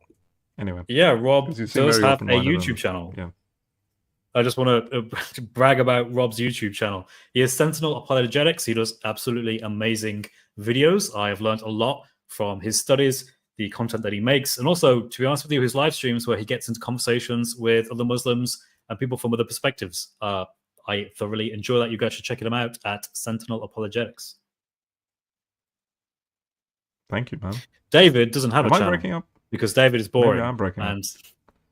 A tiny bit, but you're okay. Okay. We should all yell at David to make it. David's David's an independent contractor. You need to get on the ball, to make everyone else look good. There are super chats. I'm just going to go through these real quick. Let's have a look. So we have you guys spoken about what the Quran says about Aesop? Apparently he's a Muslim too. Don't know how Muhammad came to that conclusion. I'm not too sure what this is in reference to. Do any of you guys know? I don't know what's in reference to. I'm going to what the Quran says about Aesop. No idea. I'm afraid that just completely went past my head, 19 Dynasty 7, but no worries. Periodic Z There's Muhammad had lots of benefits of starting Islam and had a very bad reputation being called the B word. Muhammad worked in a caravan for his wife, so we heard stories and people called him the ear. RC proves this. Yeah, I mean, it's difficult to say that there are like everything is bad for like there is no reason to be a prophet, and you can't really say there's every reason to be a prophet. I think the truth is somewhere in between there. Like I thought a more nuanced view, I think is kind of important when we remember, like Muhammad could have had reasons to be a prophet, beneficial, like in terms of benefits, but there's also negatives that come with that. So yeah, you got to kind of balance it out. And then of course, thank you, Isa, again. Yeah, it's good to have you on, man. I'll be praying for you because I very much hope that one day you become a brother to me in faith. Amen. Thank you. Great stuff, man. Cool. If Do any you of ever you guys come to London, we'll like grab you and just like dunk you in some water and baptize you. Yeah. the covert baptism, real quick. Cool. Any more closing remarks by anybody? It appears I think the okay. last one. What I want to say is there are people that have a gift, and I think Chris, you're one of them, where you can just truncate down and get straight to the point. I lack that gift. Like, so I was really struggling how to get Ibrahim, for example, to criticize his position. I can waffle on into very detailed sort of analogies, but I think that discussion is an example where if we're going to be effective, the first thing we need to do is get at the root of the issue, which is the cognitive dissonance evidently at play, before we can even get to say the meat. So that's just a statement for anyone hearing that. Like, in other words, if you're going to go out in the field and speak with Muslims, that discussion is an example of what I'm trying to communicate. So, Rob, it's okay. I understand you. I want to say that, Rob, I mean, what I like about you, Rob, is that you can take very complicated things and just express them in quite an entertaining way. So like, this is why I like watching your live streams, because you can just go like, right, let's take this topic and just go crazy into it and just derive so many amazing like nuggets of truth from it. I love that because like the analytical side of me is like, I really like this. So yeah, everyone has their gifts, but thank you very much for that. I really appreciate that. David, do you have any closing remarks? Muslims, we love you, but we are going to challenge you, okay? God bless. Yes. Yes, we will. We will keep challenging and keep pushing this because it's important that Muslims know the truth. And as Rob said, John 14:6, the way, the truth, and the life is found in Jesus Christ. Mm-hmm. But yes, thank you everyone for tuning in. Oh, were you going to say something? Was that you, Rob? Was David alone? Ah, no, right. I was going. Yeah. Sounded a bit like being inquisitive there. No, not a kidding. All right then. God bless you all. Thank you for joining, and I'll see you on the next stream. Take care, guys. God bless. You too. Thank you.